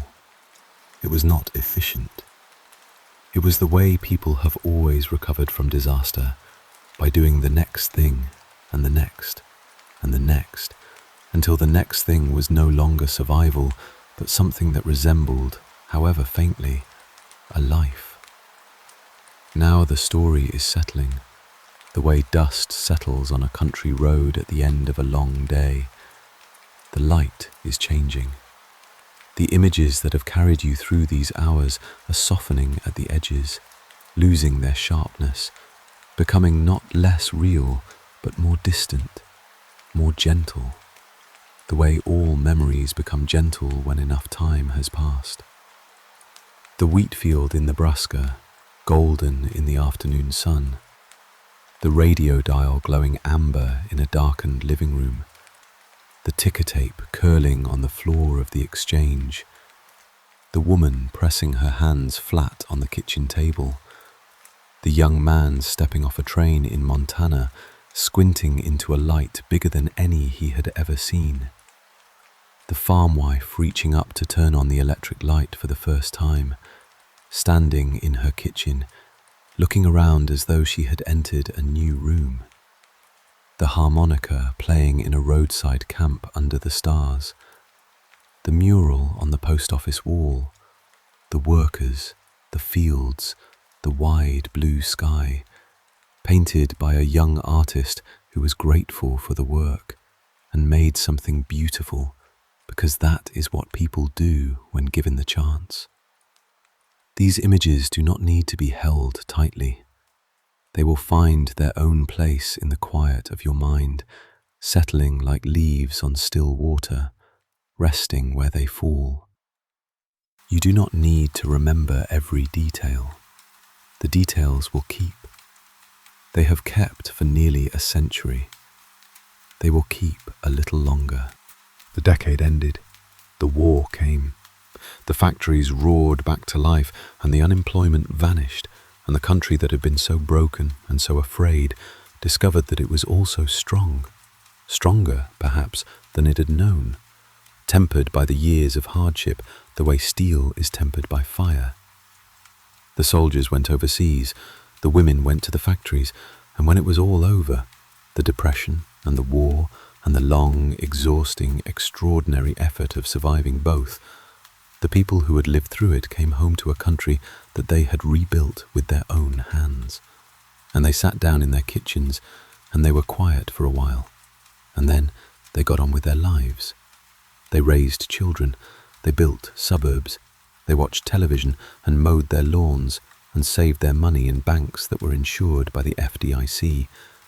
And they collected Social Security when they were old, and they never quite stopped saving rubber bands and aluminium foil, because the memory of having nothing stays with you even when you have enough, especially when you have enough. The story is finished now. The road has been travelled, the lights of the last town have faded behind you, and ahead there is only the quiet and the dark and the slow, deep rhythm of the night settling over everything. You are safe here. The room is warm. The story has been told, and the telling has carried you a long way, through sunlit sidewalks and darkened exchanges, through Hoovervilles and marble corridors, through dust storms and radio broadcasts, and the quiet kitchens of people who refuse to stop being themselves, even when the world tried to take everything away. Let the images go now. Let the names and the dates and the numbers drift away like leaves on a slow current. What remains is not the facts, but the feeling of a country that went through something terrible together and came out the other side and was changed by it and was not destroyed. The wheat field is dark now. The radio is silent. The mural on the post office wall is waiting for the morning light. The road stretches on, empty and still, and the stars are turning slowly overhead, the same stars that shone over the Hoovervilles and the CCC camps and the Tennessee Valley when the lights came on for the first time. The same stars that have always been there, patient and quiet and impossibly far away. The night is very deep. The house is very still. And the story, this story of a country and a crisis and the ordinary, extraordinary people who lived through both, rests now, folded and put away, like a letter in an envelope, like a quilt on a bed, like a song that has been sung and is finished and lingers for just a moment longer in the quiet air. Close your eyes. The day is done. The road is behind you, and ahead there is nothing but rest and silence and the slow, kind dark. Sleep well.